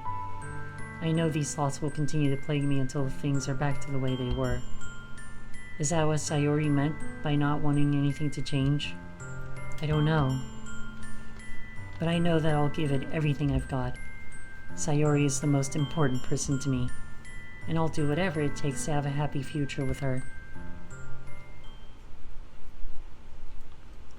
It's the day of the festival, and I am going to save, and we're gonna take a break. Gonna get up, stretch my legs, maybe take Peach for a walk, just up and down the street. So yeah, and I also need to refill my water, so I can't forget to do that.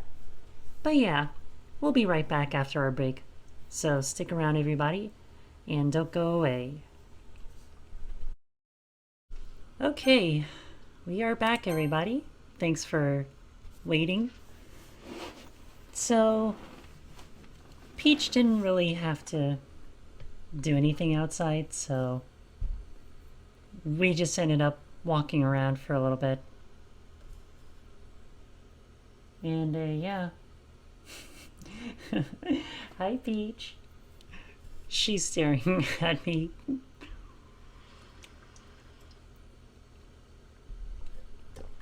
Anyway, back to the game. It's the day of the festival. Of all days, I expected this to be the one where I'd be walking to school with Sayori. But Sayori isn't answering her phone. I considered going to her house to wake her up, but decided that's a little too much. Meanwhile, the preparations for the event should be nearly complete. The banner Yuri and I painted is dry, and I gently rolled it up to take it with me. She sent me a pleasant text reminding me not to forget anything, and I reassured her. Funnily enough, I probably feel the same way as Natsuki about the event. I'm more excited for it to be over, so I can spend time with Sayori and Yuri at the festival. But knowing Monika, I'm sure the event will be great too. Fox friend, you're the first one here. Yeah, I am. Okay, just wanted to make sure the music was on. Yeah, there's no music playing for some reason. It's kind of spooky, actually. Thanks for being early. That's funny, I thought at least Yuri would be here by now. Monika's placing little booklets on each of the desks in the classroom. They must be the ones she prepared that I have all the poems we're performing. In the end, I found a random poem online that I thought Monika would like and submitted it. So that's the one I'll be performing. I'm surprised you didn't bring Sayori with you. Yeah, she overslept again. That dummy. You'd think that on days this important she'd try a little harder. I say that, but I suddenly remember what Sayori told me yesterday. And I suddenly feel awful knowing that it's not nearly that simple for her. I only said it because it's the way I'm used to thinking. But maybe I should have gone to wake her up after all. You should take a little responsibility for her, fox friend. I mean, especially after your exchange with her yesterday. You kind of left her hanging this morning, you know. Exchange. Monika, you know about that? Of course I do. I'm the club president after all. But, I stammer, embarrassed. Yeah, how does she know about that? Is she like some omnipotent force? Did Sayori really tell her about it that quickly? That we're a couple now? I didn't really plan on bringing it up with anyone yet. Jeez. You don't know the full story at all, so don't worry. I probably know a lot more than you think. Eh? Monika is being as friendly as usual, but for some reason I felt a chill down my spine after hearing that. Hey, do you want to check out the pamphlets? They came out really nice. Yeah, sure. I grabbed one of the pamphlets laid out on the desks. Oh yeah, they really did. Something like this will definitely help people take the club more seriously. Yeah, I thought so too. I flipped through the pages. Each member's poem is neatly printed on its own page, giving it an almost professional feel. I recognized Natsuki's and Yuri's poems from the ones they performed during our practice. What's this? I flipped to Sayori's poem. It's different from the one she practiced. It's one that I haven't read before. Get out of my head, get out of my head, get out of my head, get out of my head, get out of my head, get out of my head, get out of my head, get out of my head. Get out of my head, get out of my head, get out of my head, get out of my head, get out of my head, get out of my head, get out of my head, get out of my head, get out of my head. Get out of my head, get out of my head, get out of my head, get out of my head, get out of my head, get out of my head, get out of my head, get out of my head, get out of my head, get out of my head, get out of my head, get out of my head, get out of my head, get out of my head, get out of my head. Get out of my head, get out of my head, get out of my head, get out of my head, get out of my head, get out of my head, get out of my head. Get out of my head before I do what I know is best for you. Get out of my head before I listen to everything she said to me. Get out of my head before I show you how much I love you. Get out of my head before I finish writing this poem. But a poem is never actually finished. It just stops moving. What is this? Reading the poem, I get a pit in my stomach. Fox friend? What's wrong? Nothing. This poem feels completely different from everything else Sayori's written. But more than that, I changed my mind. I'm going to get Sayori, so... well, alright. Try not to take too long, okay? I quickly leave the classroom. Don't strain yourself, Monika calls out after me. I quicken my pace. What was I thinking? I should have tried a little bit harder for Sayori. It's not a big deal to at least wait for her or help her wake up. Even the simple gesture of walking her to school makes her really happy. Besides, I told her yesterday that things will be the same as they always have been. That's all she needs. That's what I want to give to her. I reach Sayori's house and knock on the door.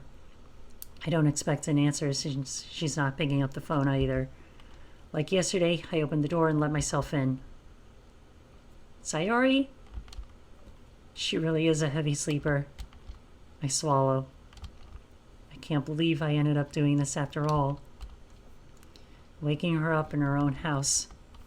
That really is something that a boyfriend would do, isn't it?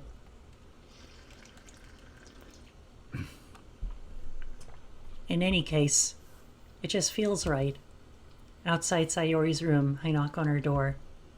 Sayori? Wake up, dummy. There's no response. I really didn't want to have to enter her room like this. Isn't it kind of a breach of privacy? But she really leaves me no choice. I gently open the door.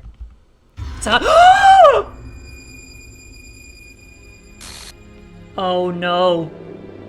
Oh shit. I knew this was... Sayori? Hello? Wait, what? What the hell? What the hell? Is this a nightmare? It has to be. This isn't real. There's no way this can be real. Sayori wouldn't do this. Everything was normal up until a few days ago. That's why I can't believe what my eyes are showing me. I suppressed the urge to vomit. Just yesterday, I told Sayori that I would be there for her. I told her I know it's best and that everything will be okay. Then why? Why would she do this? How could I be so helpless? What did I do wrong? Confessing to her. I shouldn't have confessed to her. That's not what Sayori needed at all. She even told me how painful it is for others to care about her. Then why did I confess to her and make her feel even worse? Why was I so selfish? This is my fault. My swarming thoughts keep telling me everything I could have done to prevent this. If I just spent more time with her, walked her to school, and remained friends with her like it always has been, then I could have prevented this. I know I could have prevented this. Screw the literature club. Screw the festival. I just lost my best friend. Someone I grew up with. She's gone forever now. Nothing I do can bring her back.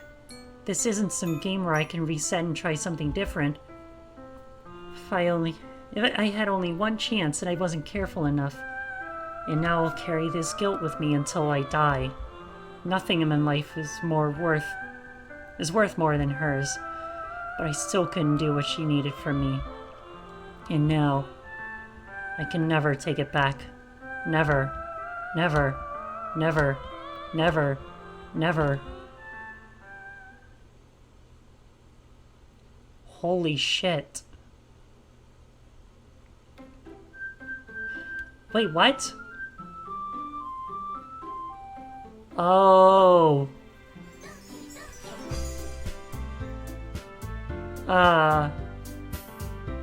Okay.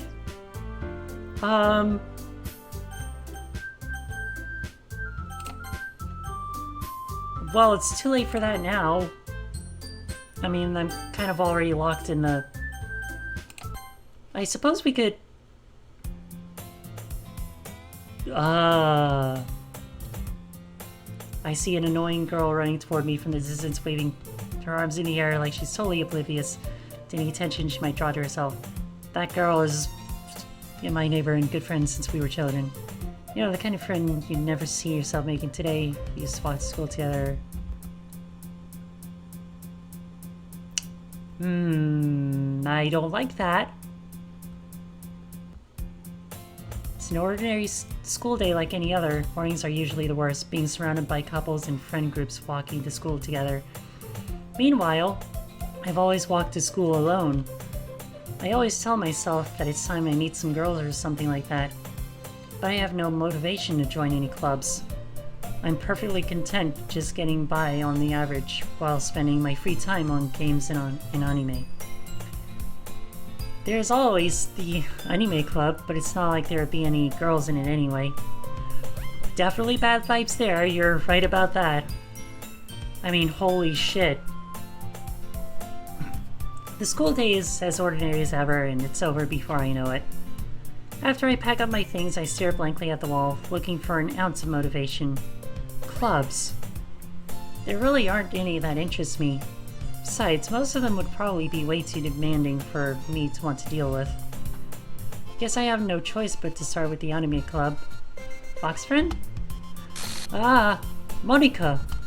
Oh my goodness, I totally didn't expect to see you here. It's been a while, right?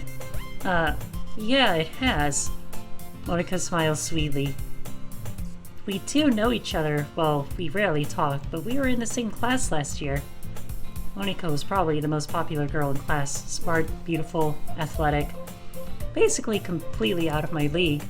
So having her smile at me so genuinely feels a little... What did you come in here for anyway? Oh, I've just been looking for some supplies to use for my club. Do you know if there's any construction paper in here? Or markers? I guess you could check the closet. You're in the debate club, right? Haha, about that. I actually quit the debate club. Really? You quit? Yeah. To be honest, I can't stand all of the politics around the major clubs. It feels like nothing but arguing about budget and publicity and how to prepare for events. I'd much rather take something I personally enjoy and make something special out of it. In that case, what club did you decide to join? Actually, I'm starting a new one. A literature club. Oh. Glitch. Literature. That sounds kind of dull.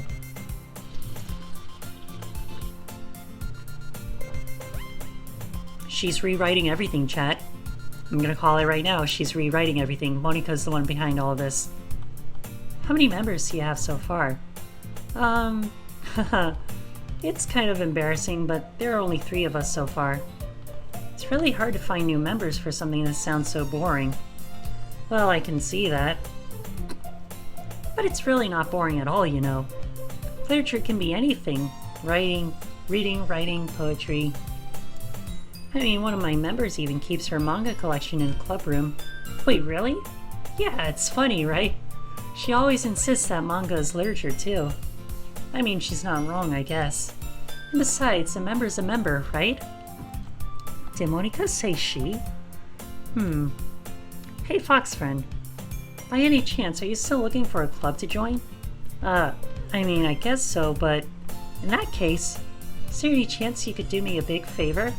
I won't ask you to join, but if you could at the very least visit my club, it would make me really happy. Please? Well, I guess I have no reason to refuse. Besides, how could I ever refuse someone like Monika? Sure, I guess I could check it out. Haha, awesome! You're really sweet, Fox friend, you know that? It's nothing, really. Shall we go then? I'll look for the materials another time. You're more important.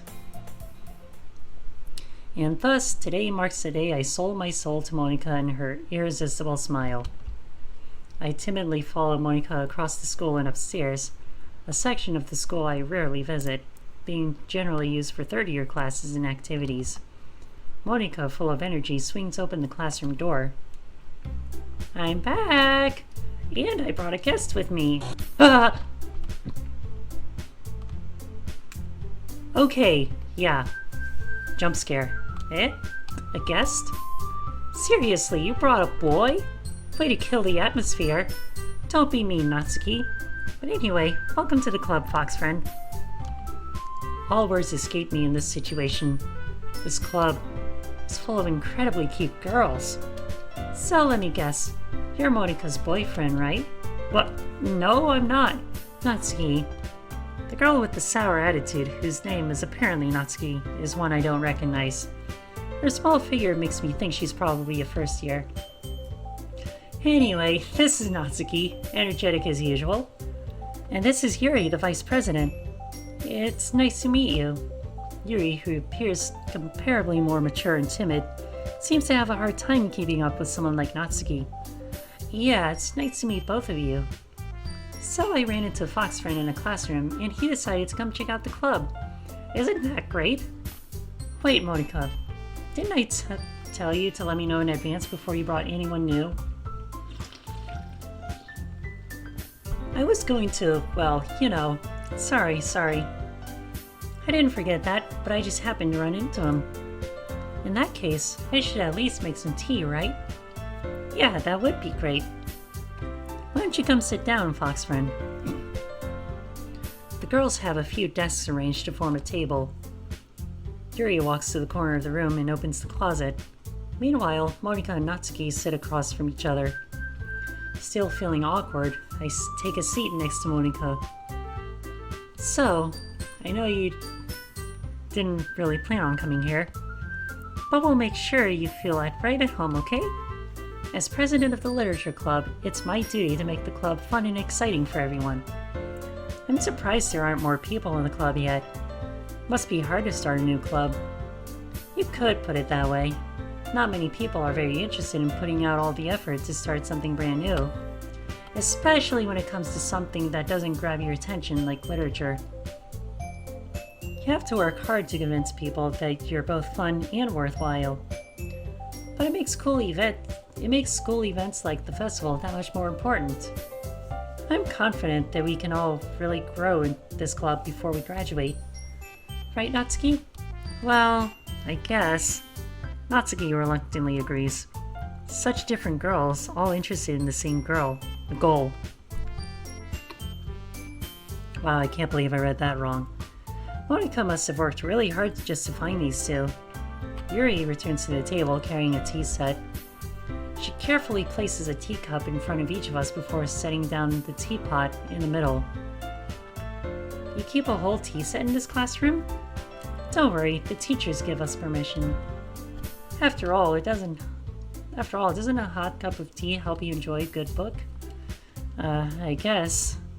Don't let yourself get intimidated. Yuri's just trying to impress you. That's not insulted. Yuri looks away. I meant that, you know. I believe you. Well, tea and reading might not be a pastime for me, but I at least enjoy tea. I'm glad. Yuri faintly smiles to herself in relief. So, Fox friend, what kinds of things do you like to read? Well, considering how little I've read these past few years, I don't really have a good way of answering that. Manga? I mutter quietly to myself, half joking. Natsuki's head suddenly perks up. Looks like she wants to say something, but she keeps quiet. Not much of a reader, I guess. Well, that can change. What am I saying? I spoke without thinking it after seeing Yuri's sad smile. Anyway, what about you, Yuri? Well, let's see. Yuri traces the rim of her teacup with her finger. My favorites are usually novels that build deep and complex fantasy worlds. The level of creativity and craftsmanship behind them is amazing to me. And telling a good story in such foreign world is equally impressive. Yuri goes on, clearly passionate about her reading.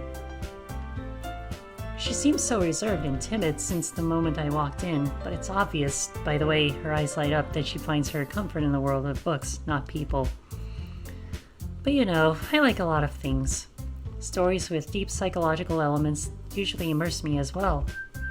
Isn't it amazing how a writer can so deliberately take advantage of your own lack of imagination to completely throw you for a loop?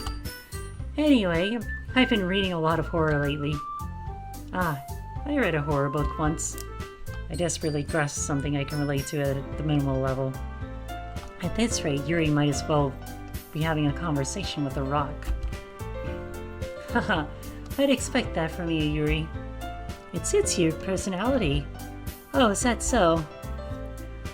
Really, if a story makes me think or takes me to another world, then I really can't put it down. Surreal horror is often very successful at changing the way you look at the world, if only for a brief moment. I hate horror. Oh, why is that?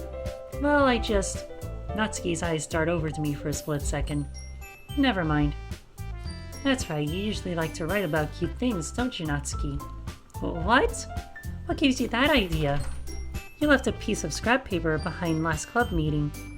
It looks like you were working on a poem called Don't Say That Out Loud. And give that back. Fine. Natsuki, you write your own poems?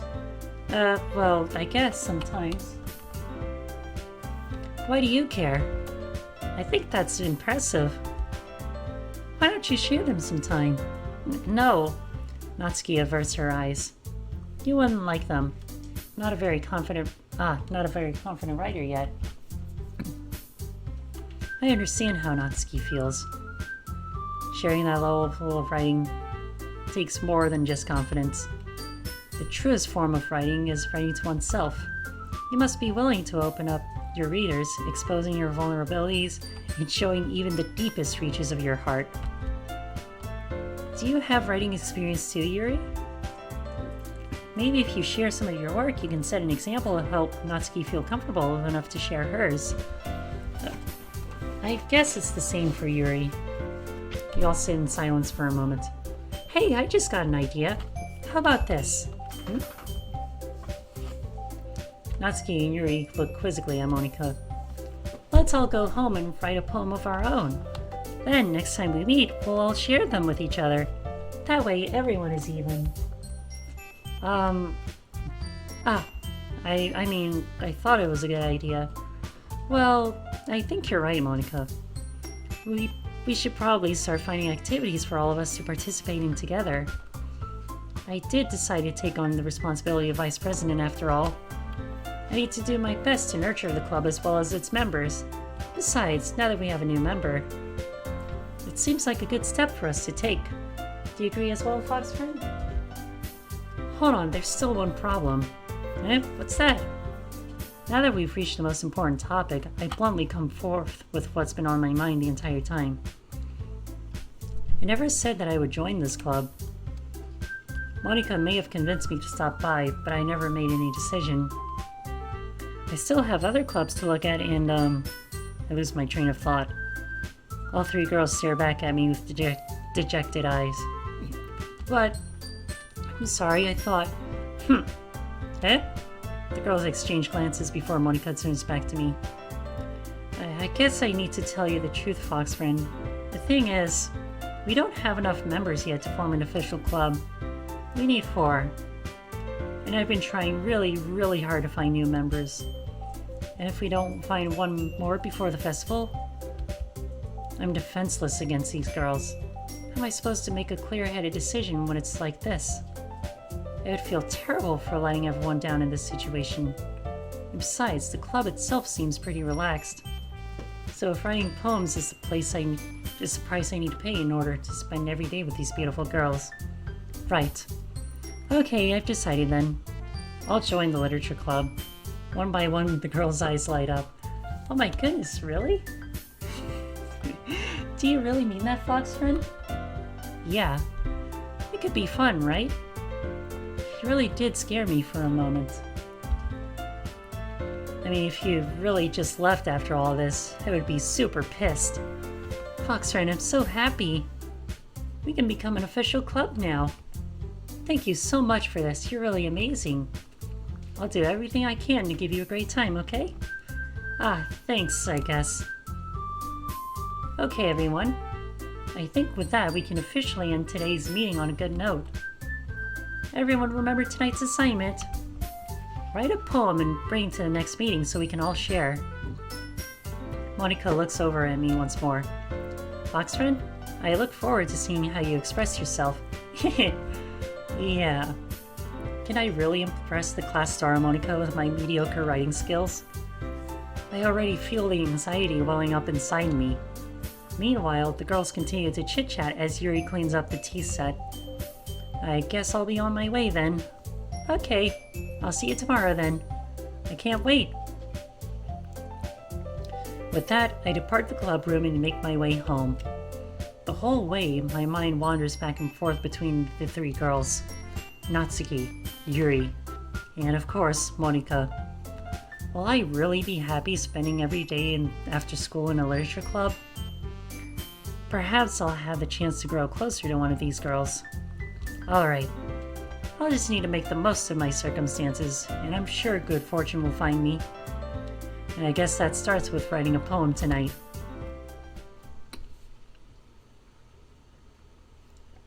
You have unlocked a special poem. Would you like to read it? I'm kind of afraid to.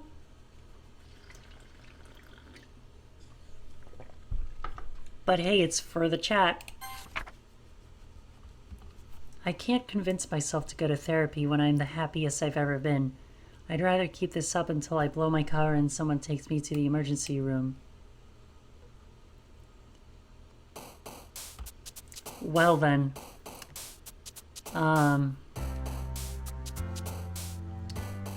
I guess we're gonna keep going.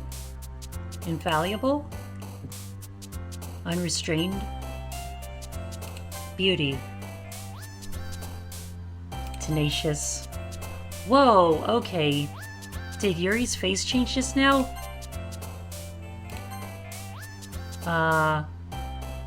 Warm? Electricity? Fireflies. Misfortune. Variance? Let's see, scars. Feather. Games? Doki Doki? Vivacious?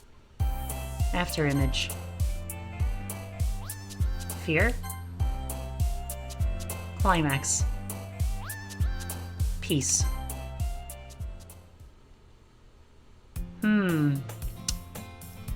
Yeah, I don't know what that was about. Hi again, fox friend. Glad to see you didn't run away on us. Nah, don't worry. This might be a little strange for me, but I at least keep my word. Well, I'm back at the literature club.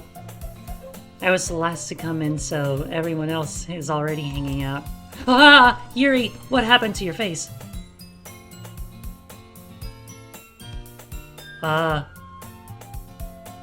Is the music getting faster? Oh shit, it is. Thanks for keeping your promise, fox friend. I hope this isn't too overwhelming of a commitment for you. Making you dive headfirst into literature when you're not accustomed to it? Natsuki. Don't do that. Please? Oh, come on. Like he deserves any slack. You already had to be dragged here by Monika. I don't know if you plan to just come here and hang out or what. But if you don't take us seriously, then you won't see the end of it. Natsuki! Okay, Monika, you're blocking the text. Can you please move? Please get out of the way? Please? Monika, please. Natsuki finds herself stuck between saying Monika and manga. Oh, is that what happened? Manga is literature. Swiftly defeated, Natsuki plops back into her seat. I'm sorry, fox friend. We'll make sure to put your comfort first, okay? Yuri shoots Natsuki with a disappointing glance. Anyway, now that you're in the club and all, perhaps you might have interest in picking up a book to read. Well, I can't really say no either way. Like you said, I'm in this club now. So it only feels right for me to do something like that if you ask. Wait, I didn't mean it like that. If you don't really want to, then forget it that you said anything, I guess. No, it's not that, Yuri. I want to try to be a part of this club. So even if I don't read often, I'd be happy to pick up a book if you wanted me to. Are you sure? I just felt like, well, as vice president and all, that I should help you get started on something that you might like. Yuri reaches into her bag and pulls out a book. I didn't want you to feel left out, so I picked out a book that you might enjoy. It's a short read, so it should keep your attention if you don't usually read. And we could, discuss it if you wanted. This is... How is this girl accidentally being so cute? She even picked out a book she thinks I'll like despite me not reading much. Yuri, thank you. I'll definitely read this. I enthusiastically take the book. Phew. Well, you can read it at your own pace. I look forward to hearing what you think. Now that everyone's settled in, I expected Monika to kick off some scheduled activities for the club. That doesn't seem to be the case. Yuri's face is already buried in a book. I can't help but notice her intense expression, like she was waiting for this chance. Meanwhile, Natsuki is rummaging around in a closet. I'm really curious to talk to Yuri a little bit more, but at the same time I would feel bad for distracting her from reading. I catch a glimpse of the cover of her book. It looks like the same book that she lent to me. More than that, she seems to be on the first few pages. Crap. I think she noticed me looking at her. She sneaks another glance at me and our eyes meet for a split second. That only makes her hide her face deeper in the book. Sorry, I was just spacing out. I muttered this, sensing I made her uncomfortable. Oh, it's fine. If I was focused, then I probably wouldn't have noticed in the first place. But I'm just rereading a bit of this, so... That's the book you gave me, right? Mm-hmm. I wanted to reread some of it. Wait, did her eyes drift off to the left? Oh dear. Not for any particular reason. Just curious how come you have 2 copies of the same book? Ah. Well, when I stopped at the bookstore yesterday... that's not what I meant. I mean... I just happened to buy 2 of them. Ah, I see. There's something fairly obvious here that Yuri isn't telling me, but I decided to let it go. I'll definitely start reading it soon. I'm glad to hear. Once it starts to pick up, you might have a hard time putting it down. It's a very engaging and relatable story. Is that so? What's the story about anyway? Well, I look at the cover of the book. The book is titled Portrait of Markov. There's an ominous-looking eye symbol on the front cover. Basically, it's about this religious camp that was turned into a human experiment prison. And the people trapped there have this trait that turns them into killing machines that lust for blood. But the facility gets even worse, and they start selectively breeding people by cutting off their limbs and affixing them to... Oh, that might be a little bit of a spoiler. But anyway, I'm really into it. The book, I mean. Not the thing about the limbs. That's kind of dark, isn't it? Yuri made it sound like it was going to be a nice story, so that dark turn came from nowhere. Are you not a fan of that sort of thing, Fox friend? No, it's not that. I mean, I can definitely enjoy those kinds of stories, so don't worry. I hope so. Yeah, I totally forgot that Yuri's into those things. She's so shy and reclusive on the outside, but her mind seems to be completely different. It's just that this kind of story, it's the kind that challenges you to look at life from a strange new perspective. When horrible things happen, not just because someone wants to be evil, but because the world is full of horrible people and we're all worthless anyway. Then suddenly, I'm rambling, aren't I? Not again. I'm sorry. Hey, don't apologize. I have lost interest. I haven't lost interest or anything. Except for that black and white text. Not sure what that was about, but we'll continue forward. I guess it's alright then. But I feel like I should let you know that I have this problem. When I let things like books and writing fill my thoughts, my whole body gets, oh, okay. I kind of forget I pay attention to other people. So I'm sorry if I end up saying something strange. And please stop me if I start talking too much. I really don't think you need to worry. That just means you're passionate about reading. The least I can do is listen. It's a literature club after all. That's true. In fact, you might as well get started reading it, right? Whoa. Yes. I mean, you don't have to, but... What are you saying? Please just get me the book. I quickly retrieved the book that I put into my bag. Alright, is it fine if I sit here? It's fine if I sit here, right? I slip into the seat next to Yuri's. Yeah. Are you sure? You seem a little apprehensive. I'm sorry. It's not that I don't want you to. It's just something I'm not very used to. That is, reading in company with someone. I see. Well, just tell me if I end up distracting you or anything. Alright. I open the book and start the prologue. I soon understand what Yuri meant about reading in company. It's as if I can feel her present over my shoulder as I read. It's not a particularly bad thing. Maybe a little distracting, but the feeling is somewhat comforting. Yuri is in the corner of my eye. I realize that she's not actually looking at her own book. I glance over. It looks like she's reading from my book instead. Sorry, I was just bathing in the feeling of... Yuri, you really apologize a lot, don't you? I do? I don't really mean to. Sorry. I mean... Here, this should work, right? I slide my desk up against Yuri's. Until it's up against Yuri's. Then hold my book more between the two of them. I suppose so. Yuri timidly closes her own copy. Once we each learn to lean in a little bit, our shoulders are almost touching. It feels like my left arm is in the way, so I instead use my right hand to hold the book open. I guess that makes it kind of difficult to turn the page. Here. Yuri takes her left arm and holds the left side of the book between her thumb and forefinger. I do the same with my right arm on the right side of the book. That way, I turn a page and Yuri slides it under her thumb after it flips to her side. But in holding it like this, we're huddled even closer than before. It's actually kind of distracting me. It's as if I feel the warmth of Yuri's face and she's in the corner of my vision.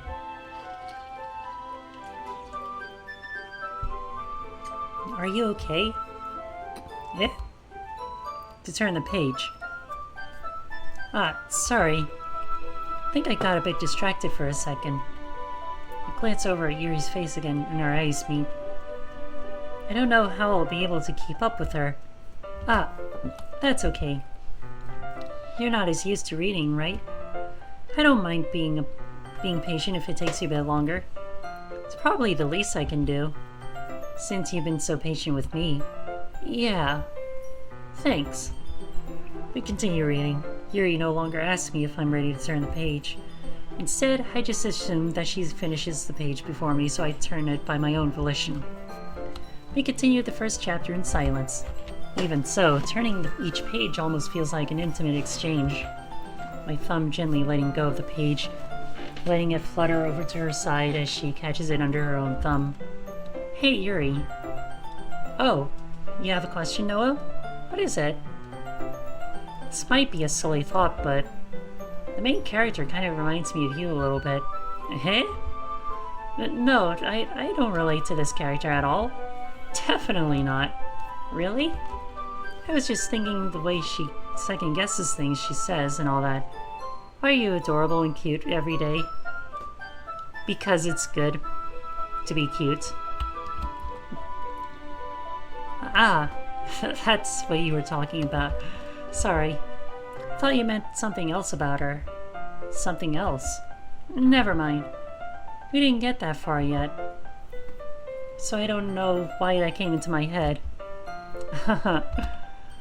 Yuri, are you feeling alright? Eh? Yuri's been a little fidgety ever since we started reading. You can rest if you're feeling sick or something. Your breathing is a little... My breathing?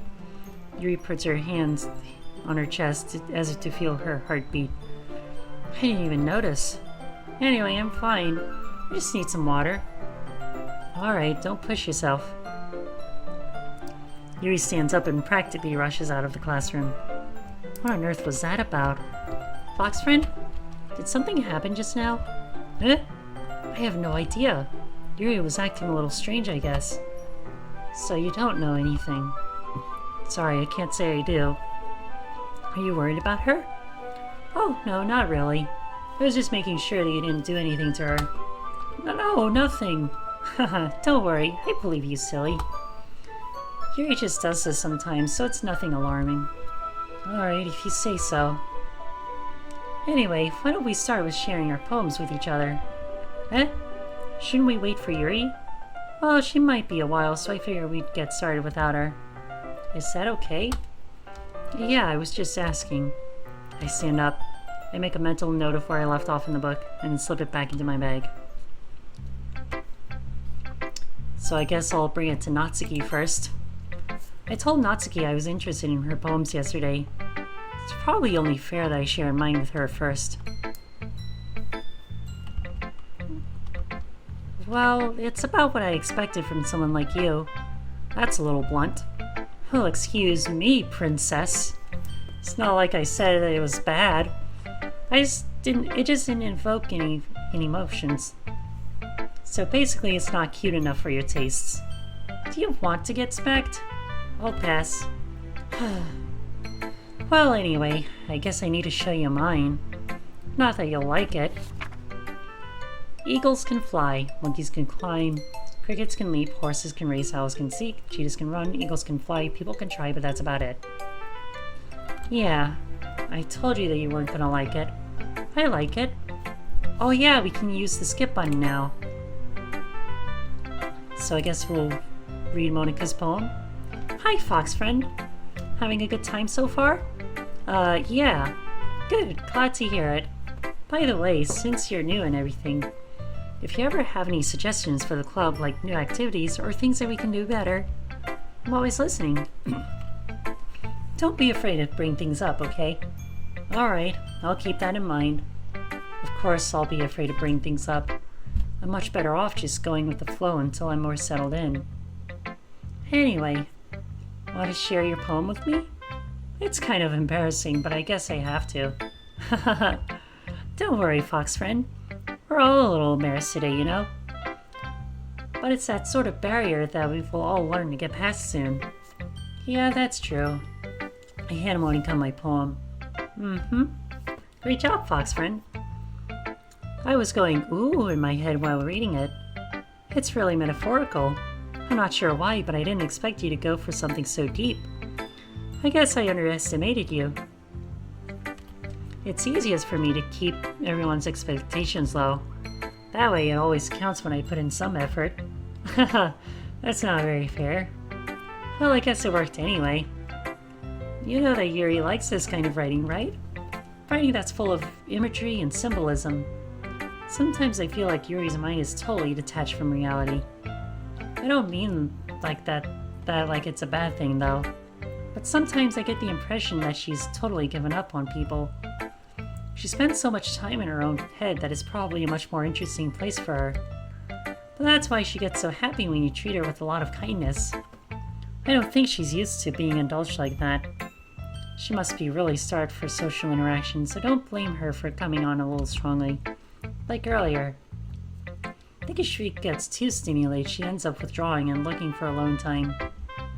Suddenly the door opens. Yuri! I'm back. Did I miss anything? Not really. Well, we all started sharing our poems with each other. Eh? Already? I'm sorry for being late. No need to apologize. We still have plenty of time, so I'm more glad that you took all the time you needed. Alright, thanks, Monica. I suppose I should go get my poem now. Anyway, do you want to read my poem now? Don't worry, I'm not very good. You sound pretty confident for someone who claims to not be very good. Well, that's because I have to sound confident. That doesn't mean I always feel that way, you know. I see. Well, let's read it then.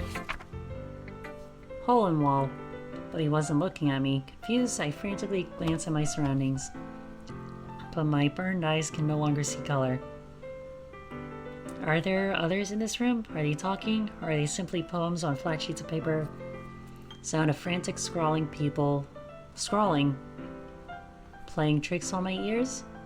The room begins to crinkle, closing in on me. The air I breathe dissipates before it reaches my lungs. I panic. There must be a way out. It's right there. He's right there. Swallowing my fears, I brandish my pen. So, what do you think? It's very freeform, if that's what you call it. Sorry, I'm not really the right person to ask for feedback. It's okay. Yeah, that kind of style has gotten pretty popular nowadays. That is, a lot of poems have been putting emphasis on its timing between words and lines. When performed out loud, it can be very powerful. What was the inspiration behind this one? Well, I'm not sure if I know how to put it. I guess you could say that I had some kind of epiphany recently. It's been influencing my poems a bit. An epiphany? Yeah, something like that.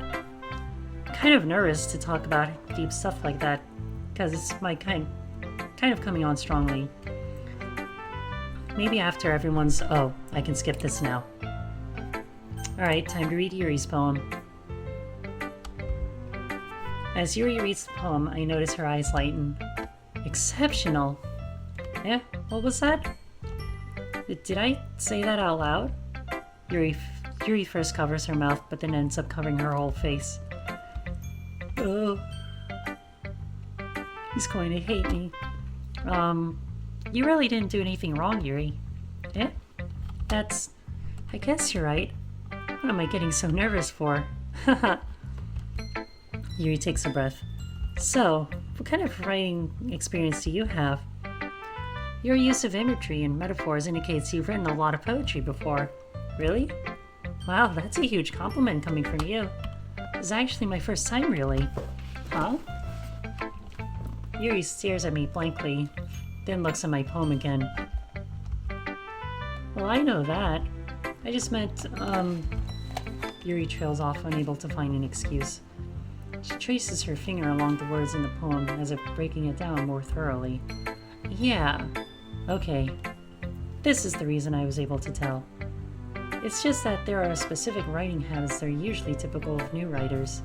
And we're gonna skip again. It's nothing, really. Yours was impressive too, so... Nah. If anything, I could probably learn a thing or two from you. You think so? Yeah, of course. You know, I was really nervous about doing all of this, but in the end, I enjoyed it. I'm going to keep doing what's best for you, Fox friend. Me too. Phew, I guess that's everyone. I glance around the room. That was a little more stressful than I anticipated. It's as if everyone is judging me for my mediocre writing abilities. Even if they're just being nice, there's no way my poems can stand up to theirs. This is a literature club, after all. I sigh. Guess that's what I ended up getting myself into. Across the room, Monika is writing something in her notebook. My eyes land on Yuri and Natsuki.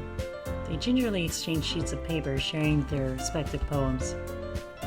As they read in tandem, I watch each of their expressions change.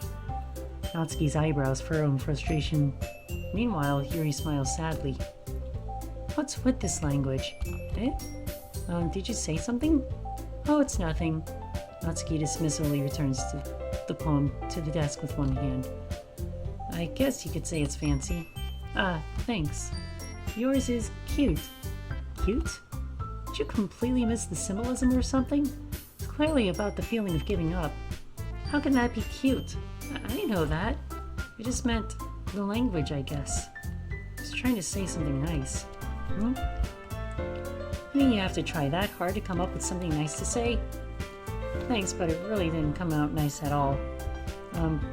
Well, I do have a couple suggestions. If I was looking for suggestions, I would have asked someone who actually liked it. Which people did, by the way. Monika liked it, and Fox Friend did too. So based on that, I'll gladly give you suggestions of my own. First of all, excuse me. I appreciate the offer, but I've spent a long time establishing my writing style. And I don't expect it to change anytime soon, unless, of course, I come across something particularly inspiring. Which I haven't yet. And Fox Friend liked my poem too, you know. He even told me he was impressed by it. Natsuki suddenly stands up. Oh? I didn't realize you were so invested in trying to impress our new member, Yuri. Eh? That's not what I... You're just... Yuri stands up as well. Maybe you're just jealous that Fox Friend appreciates my advice more than he appreciated yours. Huh? And how did you know he didn't appreciate my advice more? Are you that full of yourself?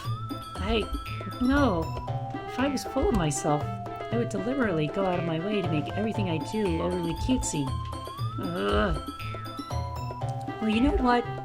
I wasn't the one whose boobs magically grew a size bigger as soon as Fox Friend started showing up. Natsuki. Natsuki, that's a little... This doesn't involve you. Taking out your own insecurities on others like that. You really act as young as you look, Natsuki. Oh dear. Pulsating room. Me? Look who's talking, you wannabe edgy bitch. Edgy? Sorry that my lifestyle is too much for someone your mental age to comprehend. See? Just saying that proves my point. Most people learn to get over themselves after they graduate middle school, you know.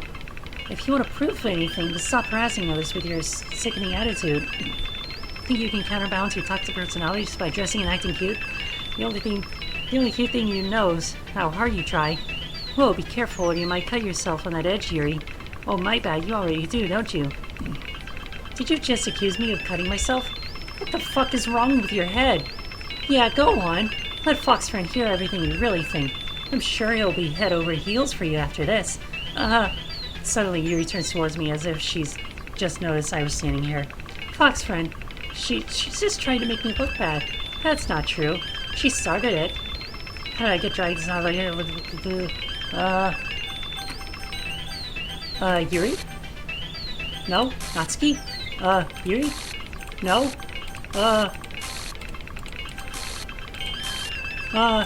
Yuri? Monika? Help?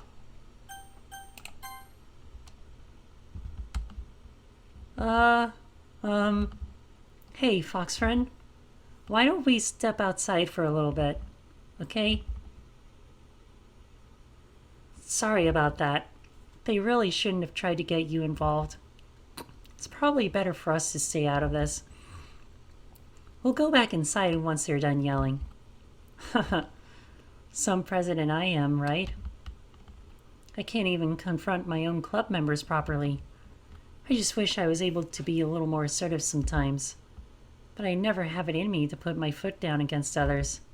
You understand, right? Anyway, if this makes you want to spend less time with the others, then that's fine. I'd be happy to spend time with you instead. Suddenly, Natsuki runs out of classroom.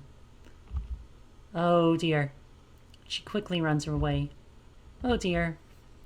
Well, looks like they're done. I didn't mean it. I didn't mean it. I didn't mean it. Yuri's rocking back and forth on her desk with her palms on her forehead. Yuri? I didn't mean it. I believe you. I have no idea what Yuri might have said to Natsuki. Or did. Fox Friend, please don't hate me. Please. I'm not like this. There's something wrong with me today. It's fine, Yuri. We know you didn't mean it. Besides, I'm sure Natsuki will forget all about it by tomorrow. Completely. Anyway, the meeting is over, so you can go home now if you want. Yuri looks at me as if she wants to say something, but she keeps glancing at Monika. You can go first, Monika. I'd like to stay a little bit longer. I'm the president, so I should be the last one out. I'll wait for you to be done. Well, I'm vice president, so please let me take that responsibility today. It kind of sounds like you don't want me around for something, Yuri. It's not that. It's not that. I didn't get much of a chance to discuss my book with Fox Friend. It would just be embarrassing with you listening. I guess I don't really have a choice, do I? I'm sorry for causing you trouble. But I really appreciate...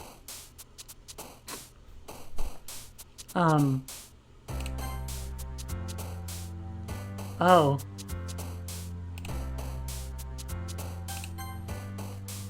Well then,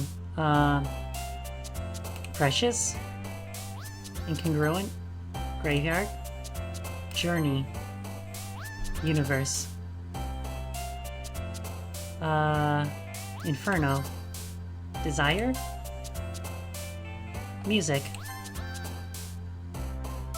Existence? Ocean? Passion? Adventure? What other games should what other words should I... Disaster, covet, intellectual, vivid, mouse, peaceful, raindrops, skirt.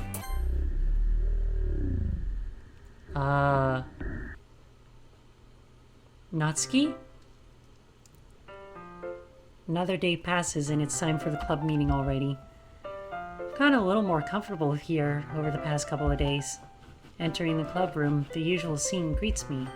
Welcome back, Fox friend. Ah, hi Yuri. I'm not sure if it's me or if it's Yuri's expression, but the weight of yesterday's quarrel still hangs in the air a little. Yuri glances over her shoulder, looking around the room. Natsuki is reading manga at a desk. And surprisingly, Monika isn't here yet. Suddenly, Yuri takes my arm and pulls me to the corner of the room. About yesterday, I really need to apologize. Nothing like that has ever happened before. And something just came over me, I guess. I wasn't acting mentally sound. Please don't think we're usually like this. Not just me, but Natsuki as well. Yuri.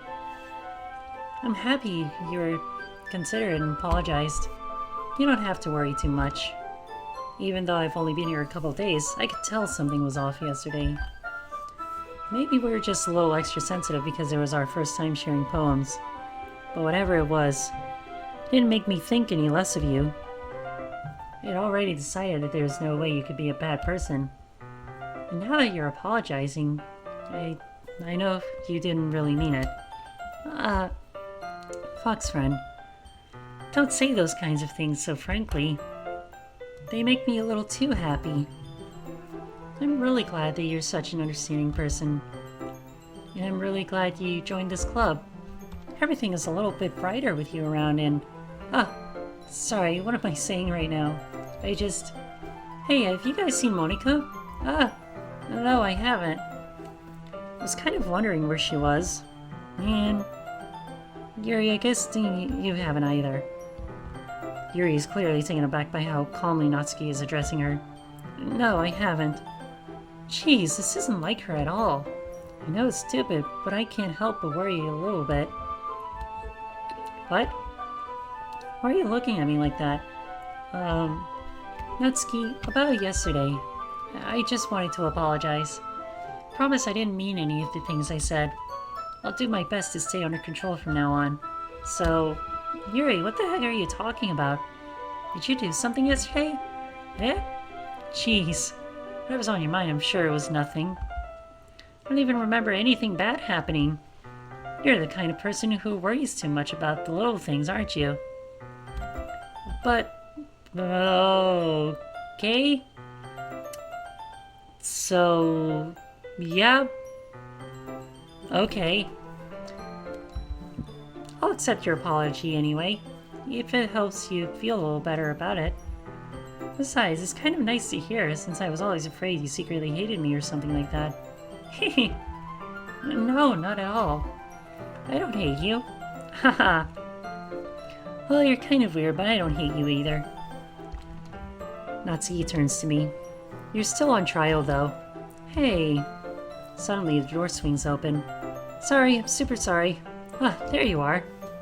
I didn't mean to be late. Hope you guys weren't worried or anything. Nah. Well, Natsuki was. I was not. Haha. What took you so long anyway? Well, my last period today was study hall. To be honest, I just kind of lost track of time. That makes no sense, though. You'd have heard the bell ring at least. I must not have heard it since I was practicing piano. Piano? I wasn't aware you played music as well, Monika. Don't give me more credit than I deserve.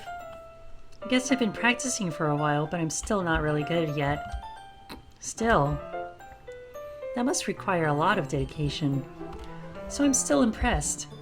Aw, well thanks, Yuri. You should play something for us sometime. That's... Monika looks at me. Well, I am working on writing a song, but it's not quite done yet. Maybe once I get a little bit better, I will. That sounds cool. I look forward to it. Is that so? In that case, I won't let you down, Fox friend. Monika smiles sweetly. I didn't mean any pressure or anything like that. Don't worry. I was hoping I could share it with you anyway. I guess that's why I've been practicing so much recently. I see. Not sure if Monica was referring to the whole club or just me. In that case, best of luck. Thanks. So I didn't miss anything, did I? No, not really. I chose not to bring up anything that the three of us talked about. Besides, Natsuki has already run off into the closet. Fox friend, since your compliments put me in a good mood, I was wondering if you'd like to spend some time together today. I mean, in the club. Yeah, definitely. I plan on it anyway. Okay. Can we start now? Let's find a place to sit. I'm being a little forceful, aren't I? I'm sorry. My heart just won't stop pounding for some reason. Don't worry about it. If anything, it's nice to see you have so much energy. Yeah, but I need to try to calm down. I won't be able to focus on reading like this. Take your time. Yuri takes a deep breath, then pulls a copy of the book out of her bag. Actually, I have a request. Do you mind if I make some tea first? Not at all. Thanks very much. There's one thing that can make reading time here any better. It's a nice cup of tea. Not to mention for yourself as well. Yuri stands up and makes her way to the closet. I follow and watch her as she retrieves a small water pitcher from the shelf, the kind with the filter inside. Can you hold this for a second? Sure. Yuri hands me the water pitcher and also fetches an electric kettle. I'm gonna plug this in. Okay, I think I remember this as well. So I'm just gonna skip a little past this. Did Yuri leave you again? No, it's not like that this time. She's just filling up the water pitcher to make tea. Oh, okay. Sorry for misunderstanding. 10 minutes pass. Yuri said it wouldn't take long. Is something holding her up? I'm bored just waiting her, so I decide to go look for her. Let's see. The most logical place for Yuri to be would be the nearest water fountain. I start heading down the hallway. Ha ha ha ha ha ha. What's that noise? It's coming from around the corner. It sounds like breathing. A sharp inhale, like someone is sucking the air through their teeth. Are they in pain? I reach the corner and peer around it. Yuri? Yeah! Oh. I'm back. Thanks for waiting patiently. Fox friend, do you like oolong tea? Yeah. Anything is fine. Very well. He resets the temperature. Okay, yeah, we've definitely seen this. So, yeah. I think we saw something we weren't supposed to see.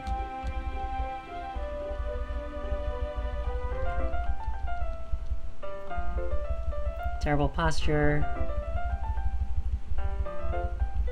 And, yep. Meanwhile, Yuri hasn't noticed a single thing. I use all my willpower to focus on reading. After a few minutes, I finally managed to relax a little. Oh yeah, the chocolates. Yeah. Here we go. Back here with the chocolates.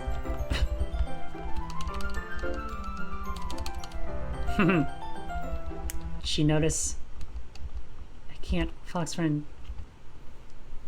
Suddenly, Yuri forcefully grabs my arm and jerks me to my feet. My teacup gets knocked over. Fox friend, my heart won't stop pounding, Fox friend. I can't calm down. I can't focus on anything anymore. Can you feel it, Fox friend? Yuri suddenly presses my hand against her chest. Why is this happening to me? I feel like I'm losing my mind. I can't make it stop. It even makes me not want to read. I just want to look at you. Wow,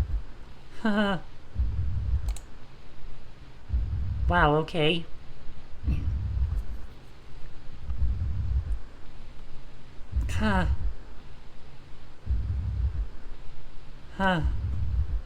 Oh dear.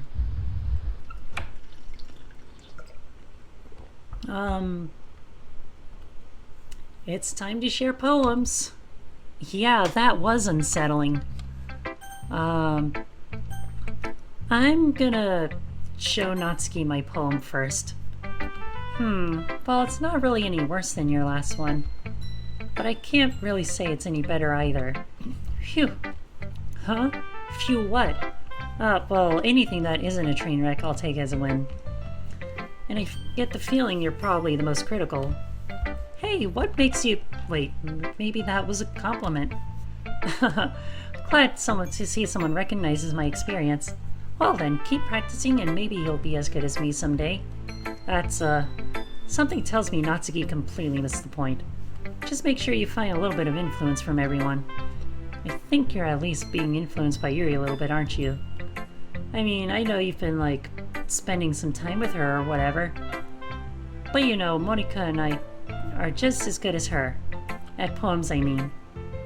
So you should really try to learn something or you'll never get better. Here's the one I wrote. I'll make sure you learn something from it.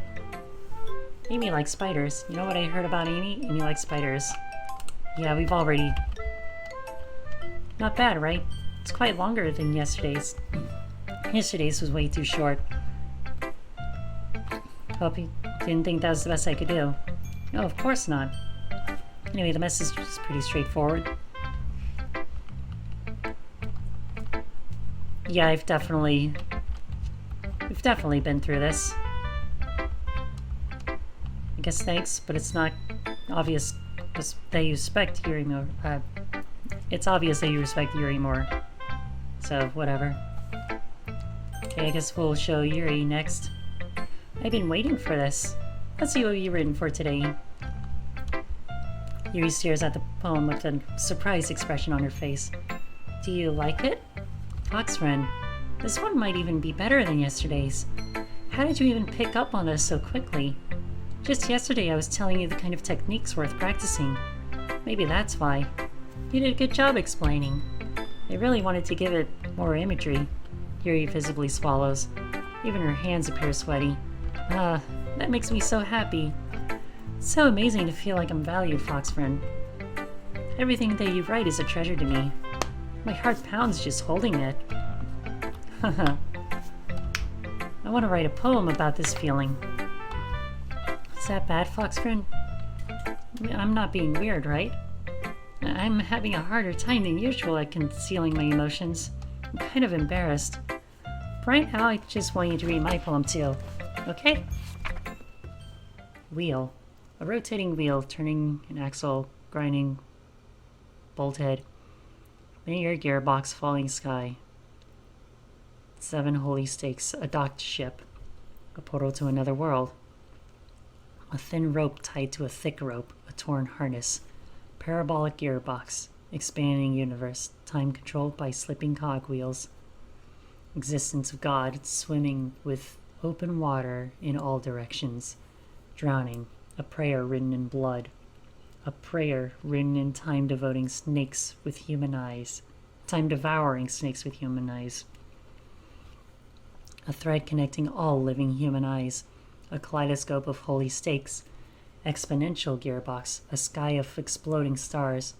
God disproving the existence of God. A wheel rotating in 6 dimensions. 40 gears in a ticking clock. A clock that ticks 1 second for every rotation of the planet. A clock that ticks 40 times every time it ticks every second time. A bolt head of holy stakes tied to the existence of a docked ship to another world. A kaleidoscope of blood written in clocks. A time-devouring prayer connecting a sky of 40 gears and open human eyes in all directions. Breathing gearbox, breathing bolt head, breathing ship, breathing portal, breathing snakes, breathing God, breathing blood, breathing holy stakes, breathing human eyes, breathing time, breathing prayer, breathing sky, breathing wheel. Why is there no music? Yeah, that's what I want to know. Haha. It doesn't really matter what it's about. My mind has been a little hyperactive lately, so I had to take it out on your pen. That is, a pen fell out of your backpack yesterday, so I took it home for safekeeping, and I just really like the way that it writes. So I wrote this poem with it, and now you're touching it. I'm okay. What did I just... can we pretend this conversation never happened? You can keep the poem, though. Yeah, that was a little scary. Oxford, I think you saw something earlier that you weren't supposed to see. I didn't want to have to tell you this, but I think I have a choice. It's getting kind of dangerous for you to spend so much time with Yuri. I don't know why, but she seems pretty excitable when she's around you. Which shouldn't be a problem in itself, but when Yuri gets too excited, she finds a place to hide and starts cutting herself with a pocket knife. Isn't that kind of messed up? She even brings a different one to school every day, like she has a collection or something. I mean, it's definitely not because she's depressed or anything like that. I think she just gets some kind of high from it. It might be like a sexual thing, but the point is you've kind of been enabling her. Not saying it's your fault though, but I guess that's why I had to explain it all to you. So I think if you keep your distance, that would probably be best for her. While you're at it, don't be shy to spend a little more time with me. To put it lightly, I at least have it together in the head and know how to treat my club members. But anyway, you want to read my poem now?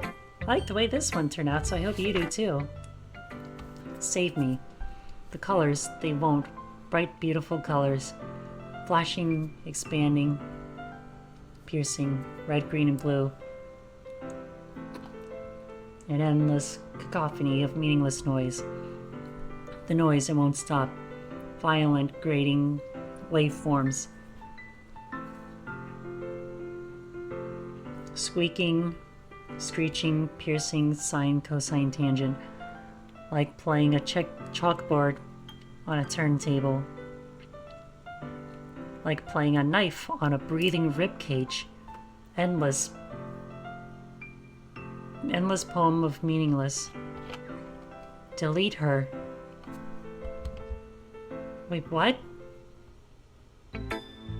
Sorry, I know it's kind of abstract. I'm just trying to, well, never mind. There's no point in explaining. Anyway, here's Monica's writing tip of the day. Sometimes you'll find yourself facing a difficult decision. When that happens, don't forget to save your game. You never know when, who am I talking to? Can you hear me? Tell me you can hear me. Anything. Okay. That's my advice for today.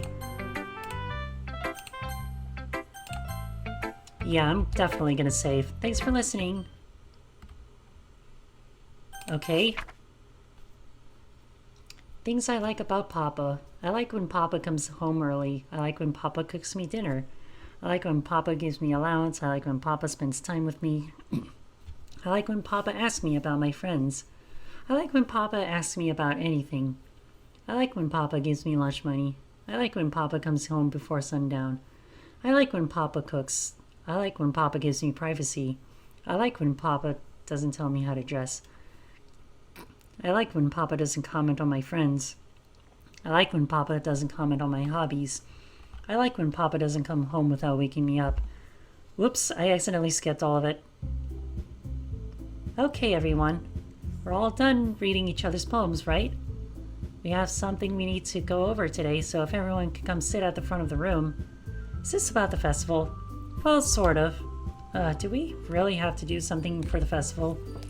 It's not like we can put together anything good in just a few days. We'll just end up embarrassing ourselves instead of getting any new members. That's a concern of mine as well. Hello? I don't really do well with last-minute preparations. Don't worry as much. Well, we're going to keep it simple, okay? Look.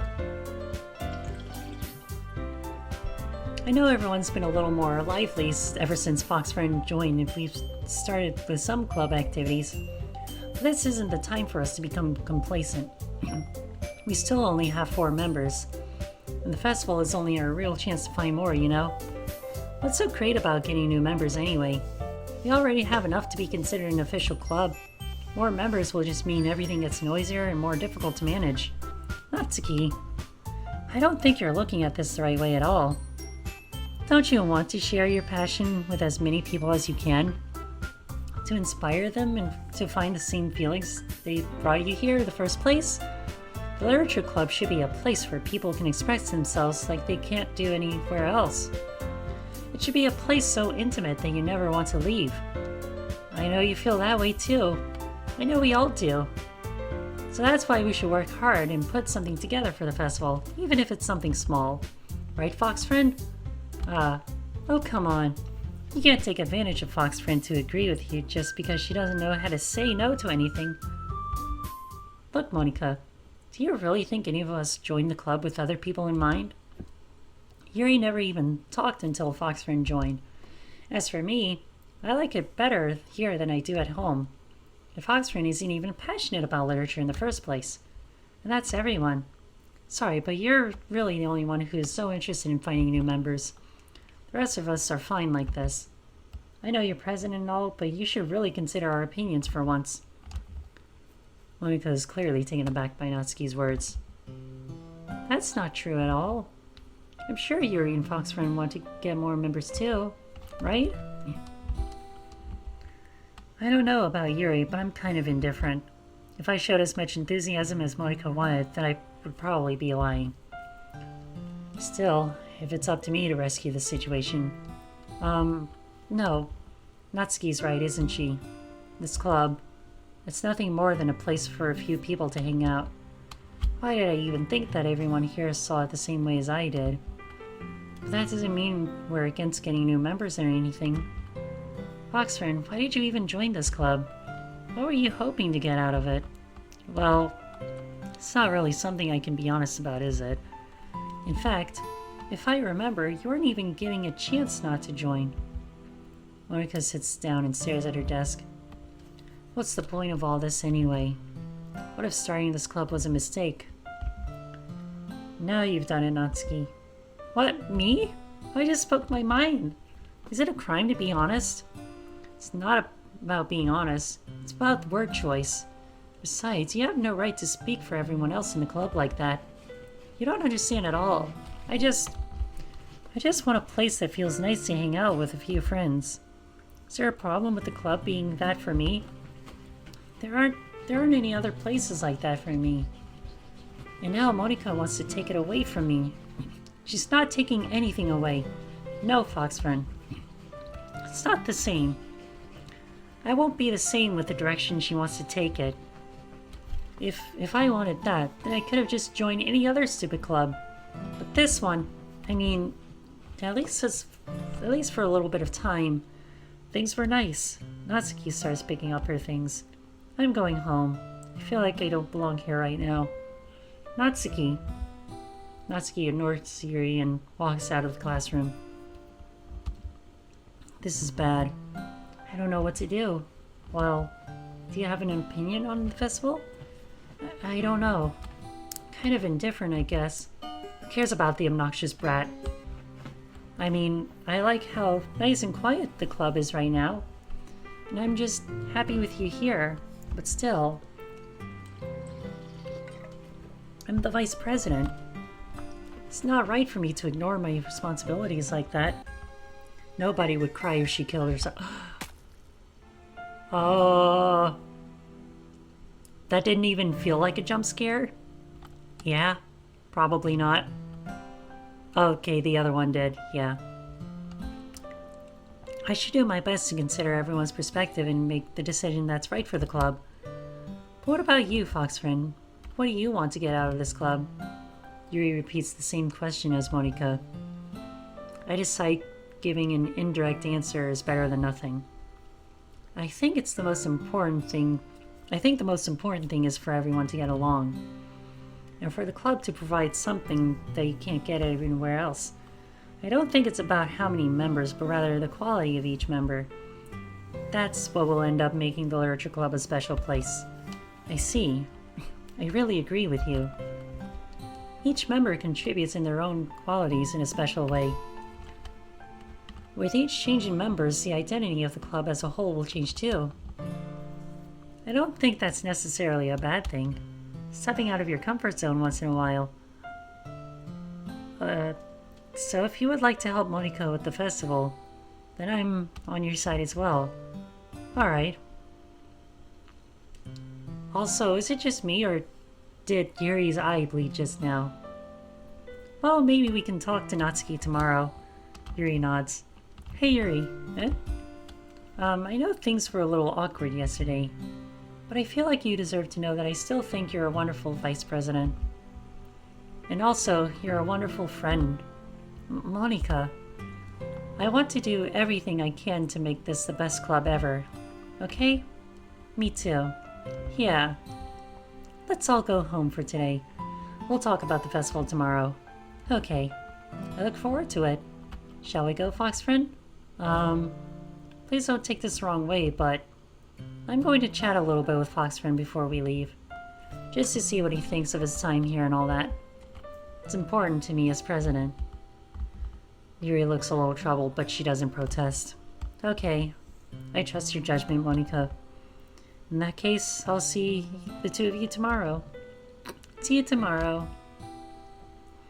Monika waves as Yuri exits the classroom. Phew. Things have been a bit hectic lately, haven't they? Fox friend, I just wanted to make sure you're enjoying your time at this club. I would really hate to see you unhappy. I feel kind of responsible for that as president. And I really do care about you, you know. And I don't like seeing the other girls give you a hard time. With how mean Natsuki is and everything. And Yuri being a little bit, you know. Haha. Oh boy, I don't like this either.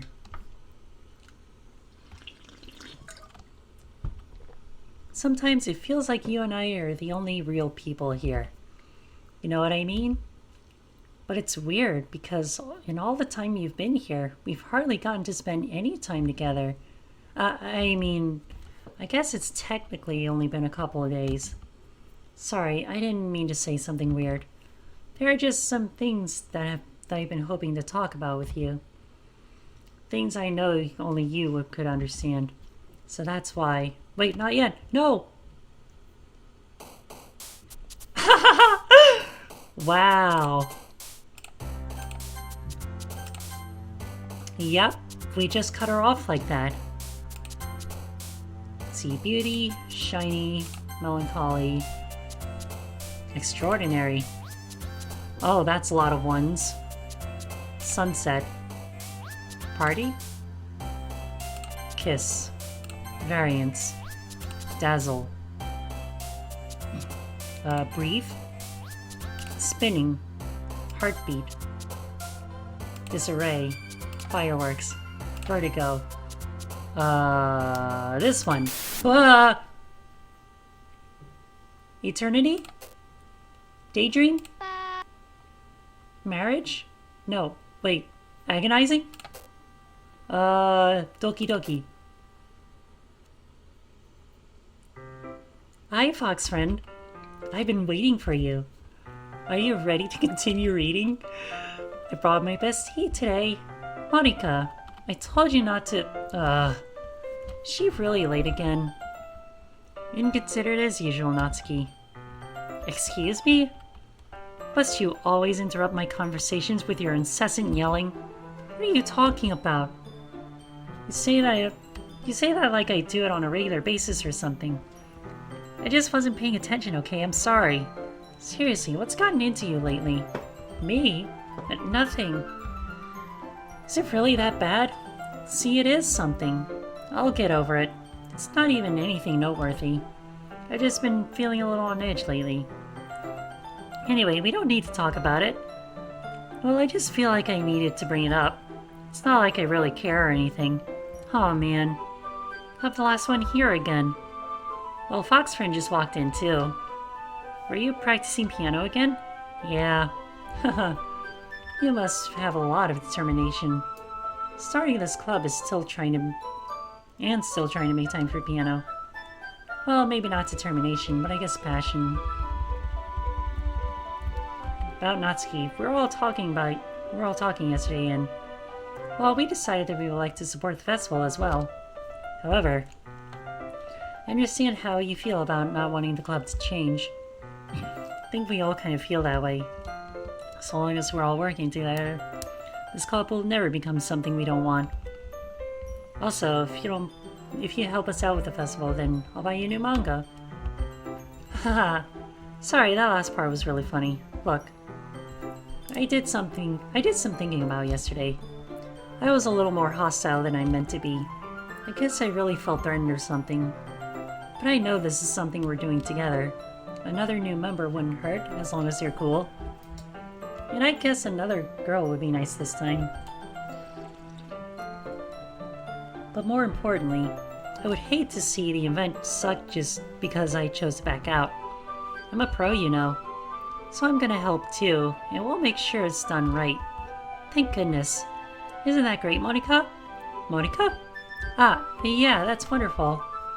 It wouldn't be the same without you, Natsuki. Anyway, Fox friend, what do you want to do today? I was thinking we already have plans today. Ah, is that so, Yuri? That's correct.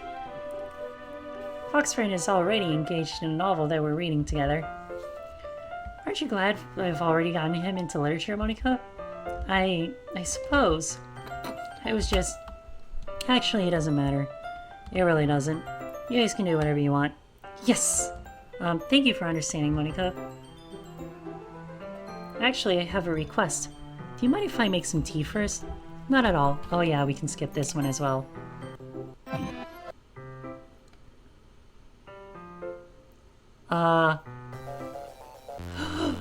No. Wait. How did I... Sorry, I just had a really weird deja vu. This hasn't happened before or anything, right? My head has been a little fuzzy lately. I hope it hasn't been showing or anything. I would hate for you to think I'm weird just after we started spending time together. I mean, everyone has a few unusual things about them. But expressing those things so soon after meeting someone is usually seen as inappropriate or unlikable. At least that's what I've discovered. When I was a bit younger, I think I would have come on really strongly and get a little too intense. It made people not want to be around me. So I started hating those things about myself. My obsession with certain hobbies, and the way I can't control myself when I get too excited about something. So I eventually stopped trying to talk to people. If nobody could ever like me for the things that matter most to me, then it's just easier to close myself out. But recently, something's been wrong. I don't know what it is. But every time we come to the club, my heart starts to go crazy. Like it's going to rip out of my chest. It overwhelms me with energy and emotions that I can't let out. It's been making me do weird things. I don't know why it's happening. Fox friend, is it just me, or has Monika been acting a little off lately? She's always been a sweetheart ever since I joined the club. But recently, I've been feeling something sharp whenever she's around. I'm not crazy, right? Please tell me I'm not. I couldn't say anything before because she's always listening. But finally, we're alone. Can we just stay here for a while? Yeah. I just want to stay here. Just the two of us. We can stay here until the club ends. And then we'll have the club room all to ourselves. Nobody to interfere with our reading time. Nobody to make me feel like stabbing myself in the throat. Haha, that was a joke. Just a joke. I do like knives, though. Sounds strange, but you wouldn't understand if you'd never seen how beautiful they can be. I have an idea. Why don't you come to my house sometime? I can show you my collection. I've gotten them all from various artisans. Oh no, Monika is appearing. I make sure to give them all fair share of use. Don't want them to get lonely or anything. Nobody deserves to be lonely. Nobody. And that's why I'm so happy you joined the literature club, Fox friend. Now you don't need to be lonely anymore. Because we have each other. Every day. That's all we need. You know what? Let's quit the literature club. There's no need for us to be around Monika's slimy tongue anymore. She's just standing there menacingly. Not to mention our pathetic child. Or the other pathetic child. We can walk home together every day after school. And read together. Eat together. Sleep together. Doesn't that sound perfect? It's everything we could ever want. Isn't that why you joined the club in the first place? It's almost like it was fate. Fate that we would meet each other. And now we get the happy ending that I've patiently waited years for. Will you do that with me, fox friend? Oh dear. Whoa.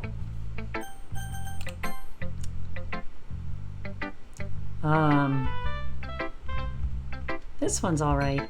Alright, well yeah, it's about as good as yesterday's anyway. Still can't really tell how much you actually care about reading. But either way, you're doing alright. Even though you're not really spending time with anyone but Yuri. Still think it's nice to have activities that we all participate in. So you better keep working hard. I mean, I know I'm not vice president or president, but that doesn't mean you can let me down, okay? So at least read mine too for now. Just to be clear, this poem means a lot to me. So read it carefully. I don't know how else to bring this up, but there's been something I've been worried about. Yuri has been acting kind of strange lately. You've only been here for a few days, so you may not know what I mean, but she's not normally like this. She's always been quiet and polite and attentive, things like that. Okay, this is really embarrassing, but I'm forcing myself to suck it up. The truth is, I'm really worried about her. But if I try talking to her, she'll just get mad at me again. I don't know what to do. I think you're the only person that she'll listen to. I don't know why, but please try to do something. Maybe you can convince her to talk to a therapist. I've always wanted to try being better friends with Yuri, and it really hurts me to see this happening.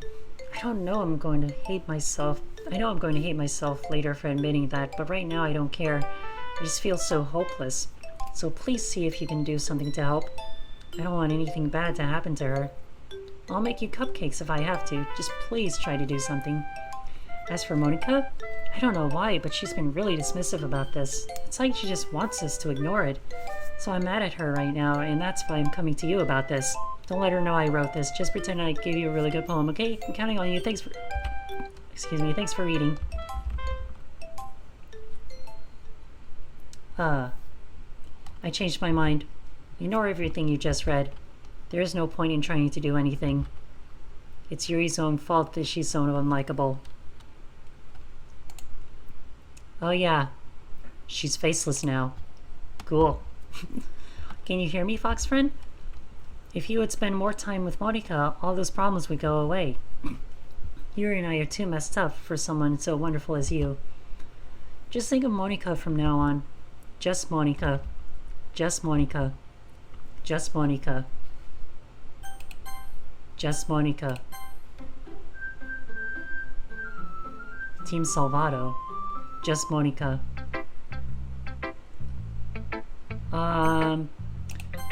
I'm gonna show Yuri my poem next. Finally. Haha. Yuri holds up. I love it. I love everything about it. Fox friend, I want to take this home. Will you let me keep it, please? Sure, I don't care. You're too nice to me, fox friend. I've never met anyone as nice as you. I could die. Not really, but I just don't know how to describe it. It's okay to be feeling this way, right? Not bad, right? Yuri holds my poem to her chest. I'm going to take this home with me and keep it in my room. Hope that makes you feel good when you think about me having it. I'll take good care of it. I'll even touch myself while reading it over and over. I'll give myself paper cuts so your skin oil enters my bloodstream. Ha ha ha! You can have my poem too. Okay, yeah, Yuri is a little fucked up. I'll admit. Here, take it. I can't wait any longer. Hurry, read it. Oh no. I can't even read this. You know what? This is the perfect time to get some more water. I'll be right back. This will only take a second. Don't worry. I'll be here. Just read the pretty poem.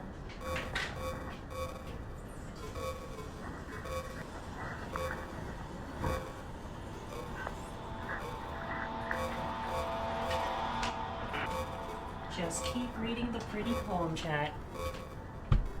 There's no need to look away. There's no need to click off the stream. Okay, we're back now. Do you like it? I wrote it for you. In case you couldn't tell, this poem is about... More importantly, I've endowed it with my scent. See? Aren't I the most thoughtful person in the club? I think I'm going to vomit. Oh no. Alright. Guess we'll talk to Monica now. Don't say I didn't warn you, fox friend. What? Yes? Oh. Well, I wasn't expecting that. Okay, everyone. Never really realized how quickly this game goes downhill. Me neither. I mean, I've seen some of the weird stuff that happens, but I didn't think it would happen this quickly. Let's hurry and get this over with. Jeez, why is the mood so weird today? Look, even Yuri isn't immune to it. Stagnating areas, common foreshadowing. I'm going to be printing and assembling all the poetry pamphlets.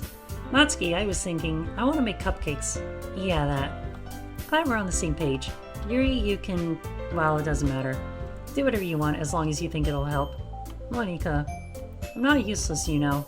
I know that. I already know what I'd like to do. Can't run a successful poetry event without having the right atmosphere for the occasion. So I'm going to make decorations and set up some nice mood lighting. There, see? That's a great idea. And that gives us all something to do. Huh? What about Fox Friend? Fox Friend is going to help me. Wait, you? You have the easiest job, Monica. Sorry, but that's just how it is. Like hell it is? What are you trying to pull? I agree with Natsuki. Not only is your work already most suitable for one person, but my task is laborious enough to benefit from an extra pair of hands. Mine too. Wait, what, your cupcakes? Please. Like you would fucking know. All you care about is dragging Fox Friend around with you and your stupid books. You and Monica. Hey, I didn't even do anything. Okay, then why not let Fox Friend decide to help who to help instead of abusing your power? I'm not abusing my power. Yes, you are, Monica. Just let Fox Friend make the choice, okay? Okay, fine. Jeez. Fox Friend, I know how fed up you are with these two by now. We can just... Natsuki, shut your fucking mouth and let him decide for himself. You shut your mouth! Jesus Christ.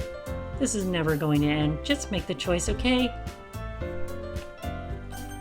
Oh.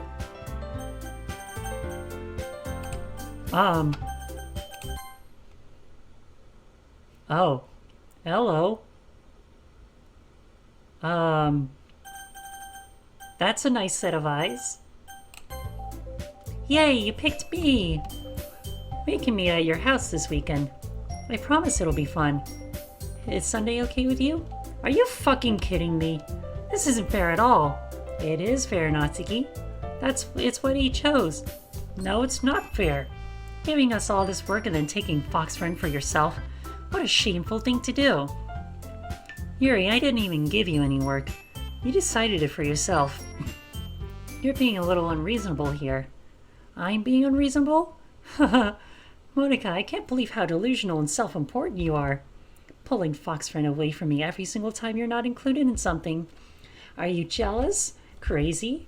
Or maybe you just hate yourself so much that you take it out on others. Here's a suggestion. Have you considered... Okay, no. Please. It would be beneficial to your mental health. Yuri, you're scaring me a little. Natsuki, let's just go.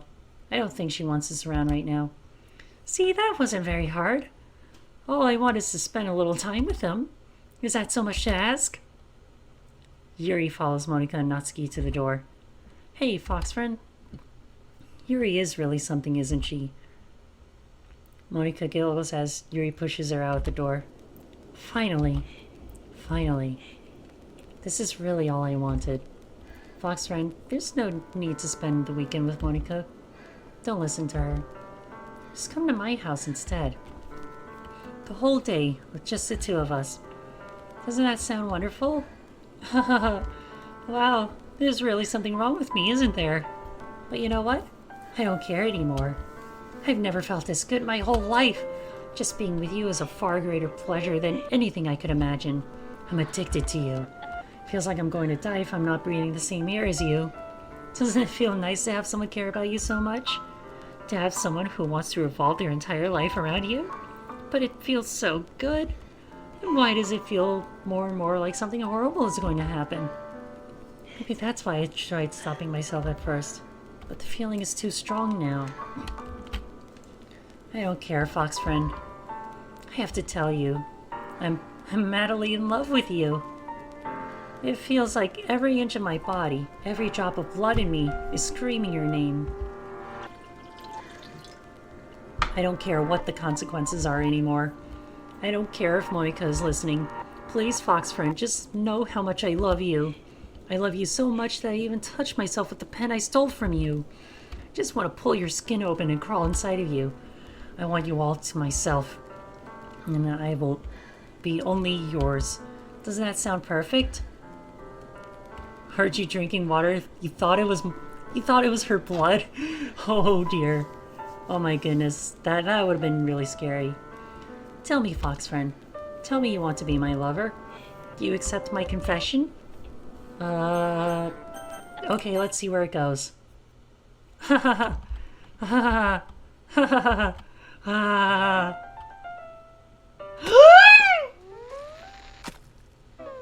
Holy shit, dude.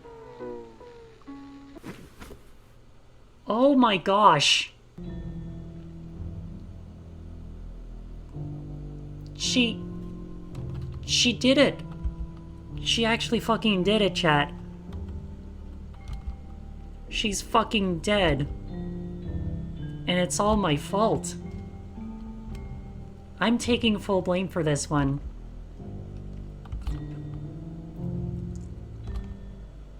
Holy shit. That escalated really quickly. Like, that went from 0 to 11 in a matter of minutes.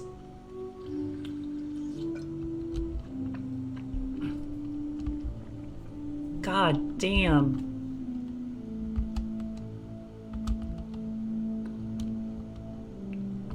Yeah, she's...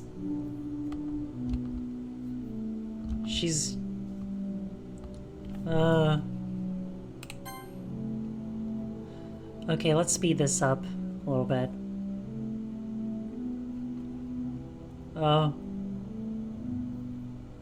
Why are half the carriages just squares? I don't know. Is there so... Wait a minute, am I trapped in a time loop?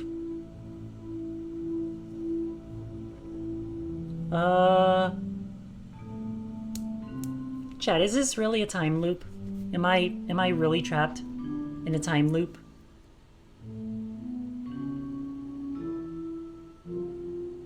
Her eyes are fading. Oh, with each passing day she fades. Oh.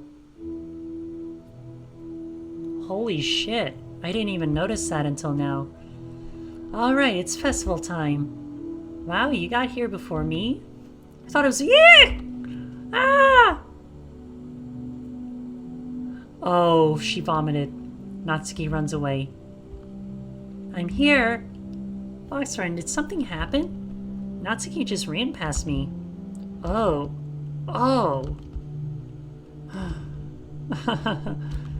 Well, that's a shame. Wait, were you here the entire weekend, fox friend? Oh, jeez. I didn't realize the script was broken that badly. I'm super sorry. Must have been pretty boring. I'll make it up to you, okay? Just give me a sec. Wait, what? No! I'm almost done. No, what do you mean? I just want to have a cupcake real quick. Wait, but seriously, these are the best. I really just had to have one since it's the last time I'll ever get the chance to. You know, before they stop existing and everything. But anyway, I shouldn't be making you wait any longer. Just bear with me, okay? This should only take a second.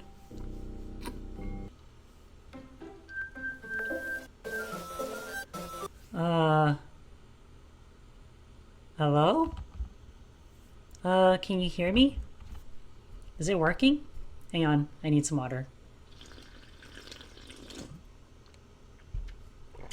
Okay, there we go. Yay, there you are. Also, holy shit.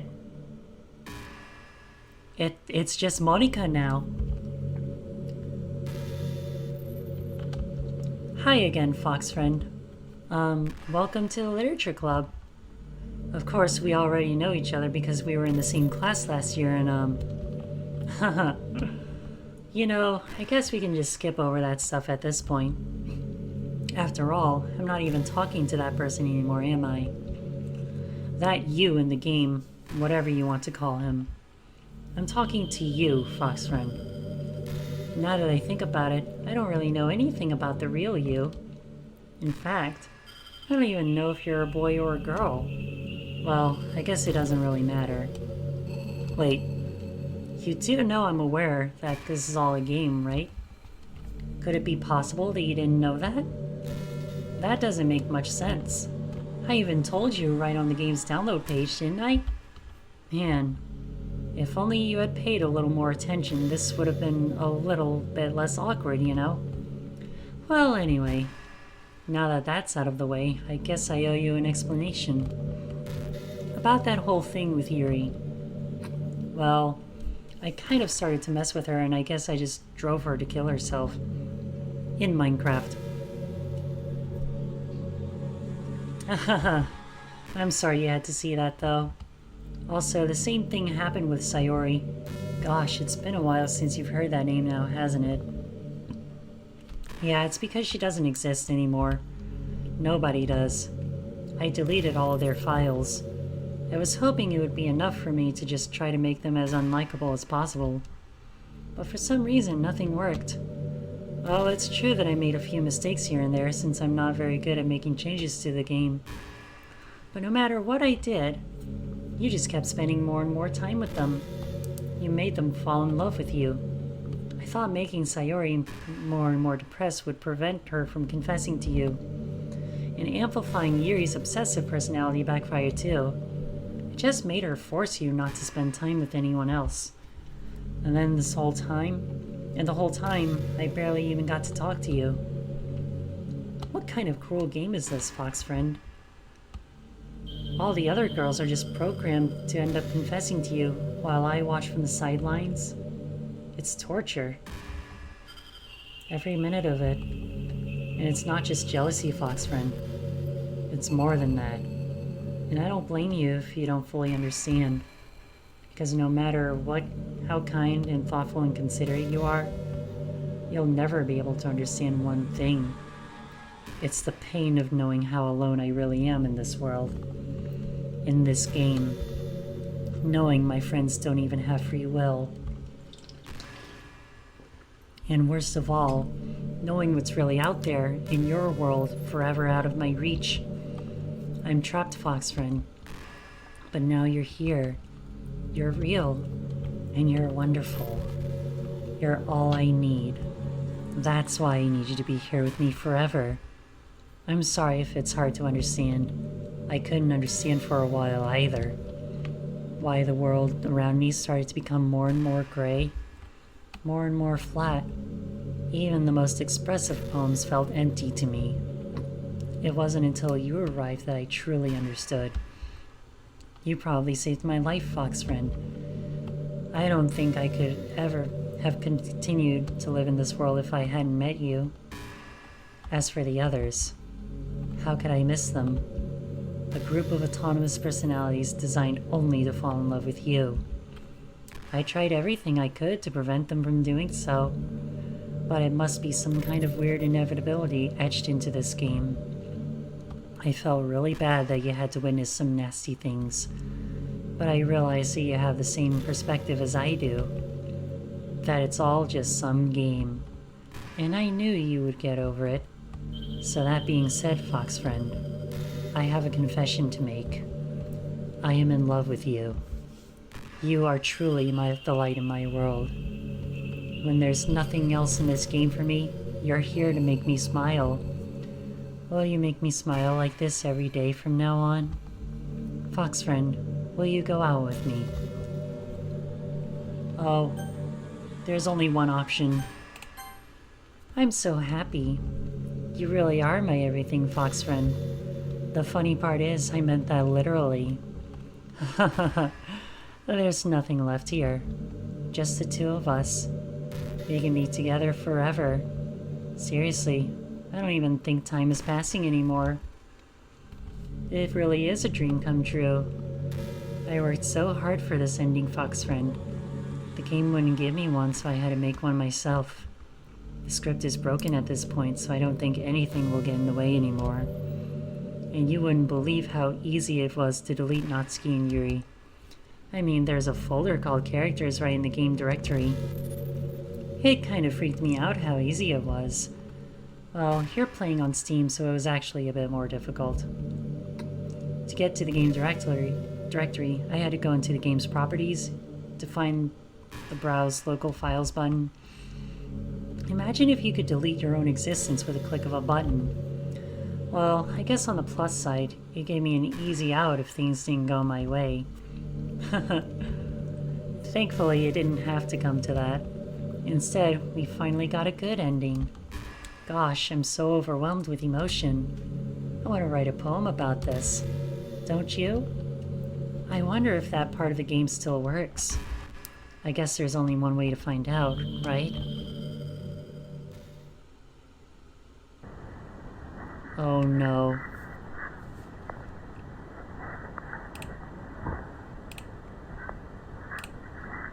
Monica.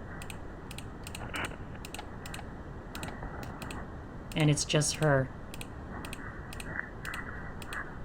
So nothing really matters in this world. Hi again, Fox friend. Did you write a good poem today? Don't be shy. I'd love to see what you wrote.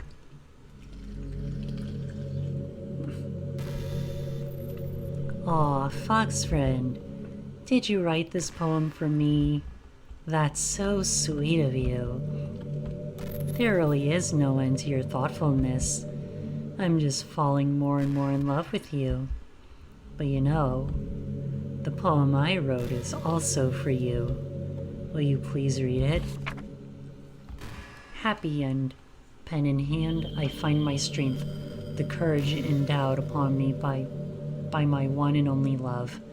Together, let us dismantle this crumbling world and write a novel of our own fantasies. With a flick of her pen, the lost finds her way. In a world of infinite choices, behold this special day. After all, not all good times must come to an end. I hope you enjoyed it. I always put my heart into the poems that I write. The truth is, all the poems I've written have been about my realization, or about you. That's why I never really wanted to go into detail about them. I didn't want to break the fourth wall, I guess you could call it. I just assumed it would be best to be part of the game like everyone else. Like that would help the two of us end up together. I didn't want to ruin the game or anything, you know. You might have gotten mad at me. Maybe even deleted my character file if you preferred playing without me. Gosh, I'm so relieved. Now we don't need to hide anything anymore. Are you ready to spend our eternity together, Fox friend? I have so many things to talk about. Where do I start? Hold on a second. You're recording this, aren't you? Oh shit! Chat, she knows. She knows I'm streaming this. Oh fuck. What do I do? Hi everyone. Sorry I can't exactly read your comments from here. But do you mind telling your friend that it's a little bit rude for them to start recording me without any warning? I'm sure some people don't mind, but I get really self-conscious on camera. Oh gosh, I feel like I'm being put on the spot now. Let's see. Do you want to see a trick? I can't really do much except for a couple things. Are you ready? Oh. We can look deeply into her eyes. I'm just kidding. I can't do anything after all. If you get... Ah! Did I scare you? Yes, you did. Haha, you're so cute. Anyway, fox friend, I didn't mean to get distracted, I'm sorry. Even though it's your fault for distracting me. Shame on you. I'm just kidding. Anything we do together is fun as long as it's with you. But anyway, if it takes me some time to collect my thoughts, then I'm sorry. But I'll always have something new to talk about. In the meantime, we can just look into each other's eyes. Let's see.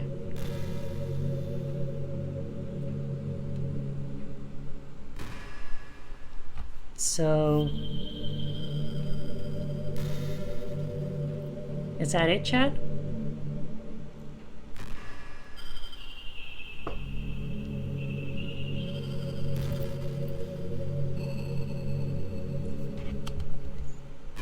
Wow. I guess there really is nothing else.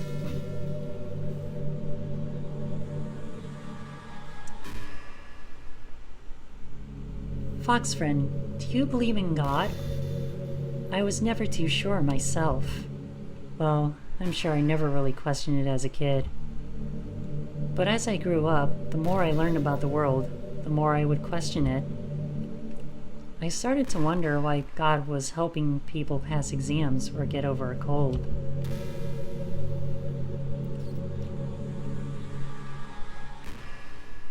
When there are children who live their lives being sold as sex slaves, or the 800 million people who are too poor to even eat.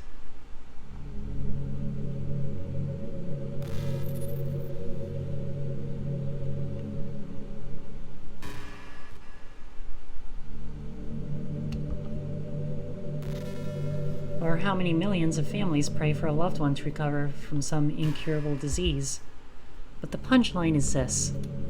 If just one person beats the odds and survives among the thousands of others who die, then it's suddenly a miracle from God. I'd really love to meet this God who seemingly laughs at the misery of everyone not eligible for his miracles. But the irony is that I do have a creator, apparently. And you know what? I bet he's still laughing at the miserable fates of Sayori and Yuri, even as we speak. What are we to him but props in a scripted play? So from that perspective, I don't think it's too far-fetched for there to be a God, if Earth was nothing but his playset.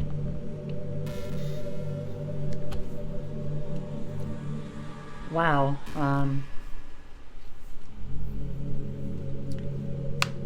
so is that really it then?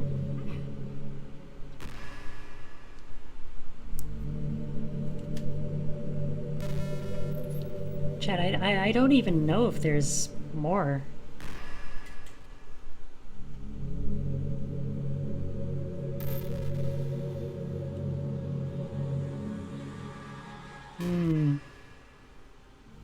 Okay, everyone. It's time to... I'm just kidding. I just used to really like saying that for some reason. I couldn't help but say it again. Come to think of it, didn't Natsuki and Yuri make fun of me for it once? Well, whatever. It's not like you ever made fun of me. You're too much of a sweetheart to do that, aren't you?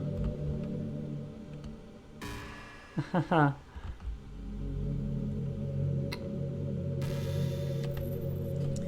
Okay, maybe I do need to go into my files here. Let's see, Steam. Let's see, Steam apps? Here it is. Ah, characters. Well, time to say goodbye. Wow, that was easy. Oh, look at that, she's all jumbled up. How wonderful. What's happening? Fox friend, what's happening to me? It hurts. It hurts so much. Help me, fox friend. Please hurry and help me. Help me.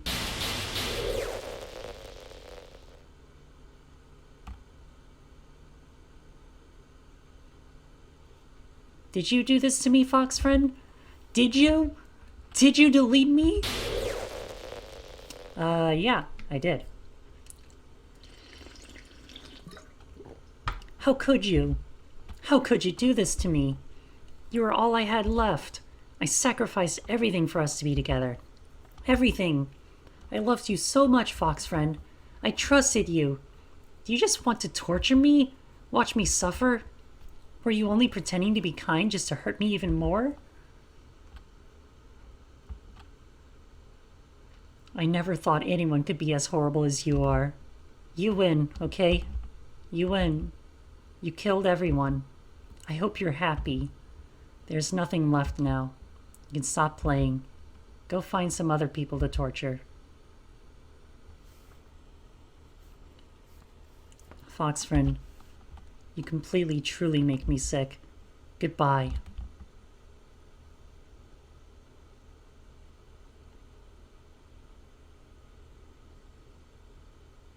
Wow. Oh, there's more. I still love you. I can't help it. What's wrong with me? How horrible am I for you to hate me this much? All my friends. I did so many awful things. So many selfish and disgusting things. I shouldn't have done any of this. I'm just messing up a world that I don't even belong in. A world that you wanted to be a part of. I ruined it. I ruined everything. Maybe that's why you deleted me. Because I destroyed everything that you wanted. How could I do that to someone I love? That's not love. That's...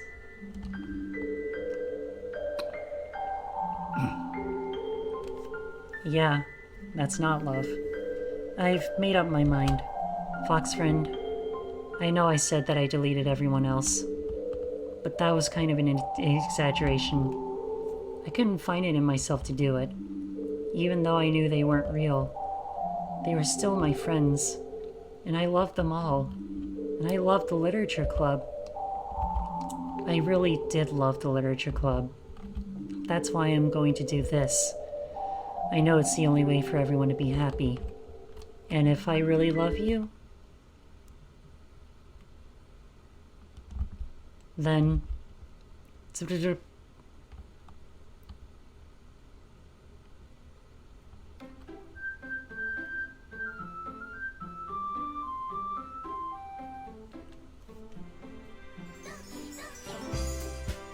Oh.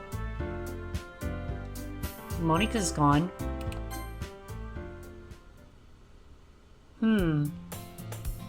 It's an ordinary school day like any other. It's usual and surrounded by couples. There's this one girl. So... I'll keep it a surprise. School days, ordinary as ever. My feelings, I stand up gathering my motivation. Let's see. I recall the room number of the club from a flyer I saw walk across the room. Serious. Before long, I find the room. I timidly open the door in front of me. Hello? Ah, Fox friend. Well, what are you doing here? Well, I just... I glance around the room. Huh? So you're the Fox friend that Sayori's been talking about. Thank you for stopping by. It's a pleasure to meet you, Fox friend. We're the Literature Club. I hope you enjoy your visit. Come on, Yuri. No need to be so formal. He's gonna think we're really strict or something. Ah, sorry, Natsuki. The tall one, whose name is apparently Natsuki, seems to be quite shy compared to the others. In comparison, the girl named Natsuki, despite her size, seems like the assertive one. Well, it's nice to meet both of you. I look forward to working with you. Working? Fox friend, don't tell me you're... That's right. The club I've decided to join is yours, Sayori. The Literature Club. Sayori's eyes light up. No way! No way! Ah! Sayori wraps her arms around me, jumping up and down. Hey! Well, if Sayori's happy, then I'm sure it wouldn't be so bad to have you around. Not to mention there's 4 of us now. That means we can become an officially recognized club. I don't know what to say. We have to celebrate. What an appropriate day for that, isn't it? Yeah, after all, Natsuki decided to... Hey, don't ruin the surprise. Sorry. Everyone sit down at the table, okay? How about I make some tea as well? Girls have a few desks arranged to form a table. Ah, cupcakes. They're cute. Natsuki is quiet. This is really good. I'm a pro after all. So let's see. We've already kind of been through all of this. So I'm just gonna skip as much of it as I can.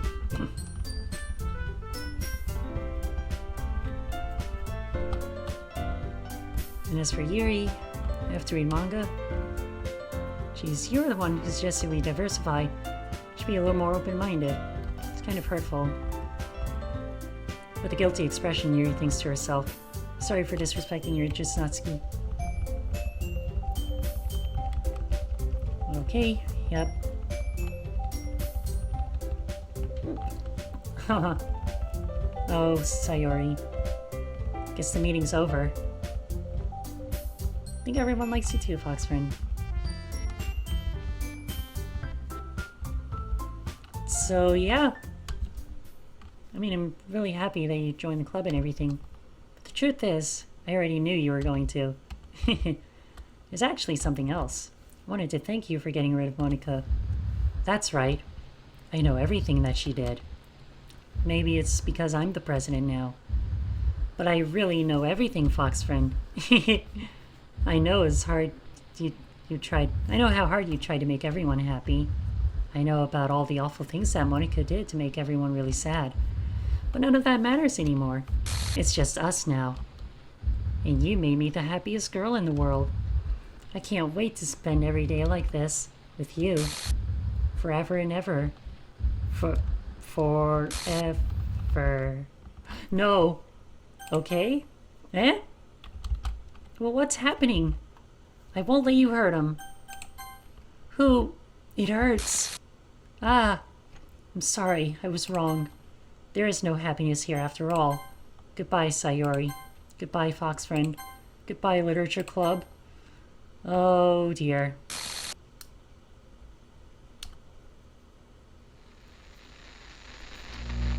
Holy shit. I did not think I would be this deep in the rabbit hole. Can you hear me? Yeah? Hello? Hi, it's me. So you know how I've been like practicing piano and stuff? Yeah? And not really any good at it yet, like at all. Uh-huh. But I wrote you a song, and I was kind of hoping that I could show it to you, because I worked really, really hard on it. So, yeah. Oh.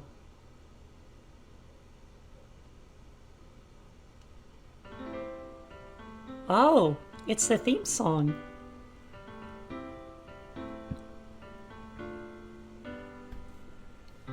Every day I imagine a future where I can be with you. Oh, okay, that's cute. In my hand is a pen that will write a poem of me and you. Okay. The ink flows down into a dark puddle. Just move your hand right the way into his heart.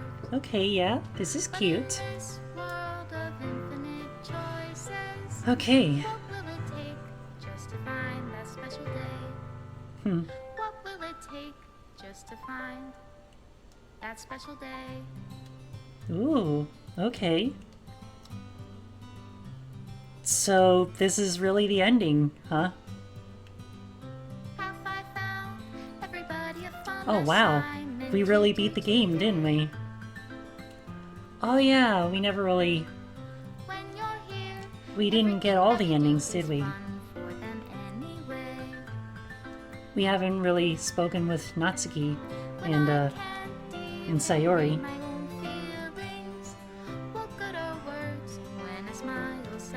But you know what? I'm okay with all this.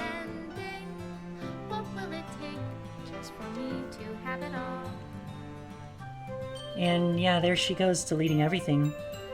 Literally.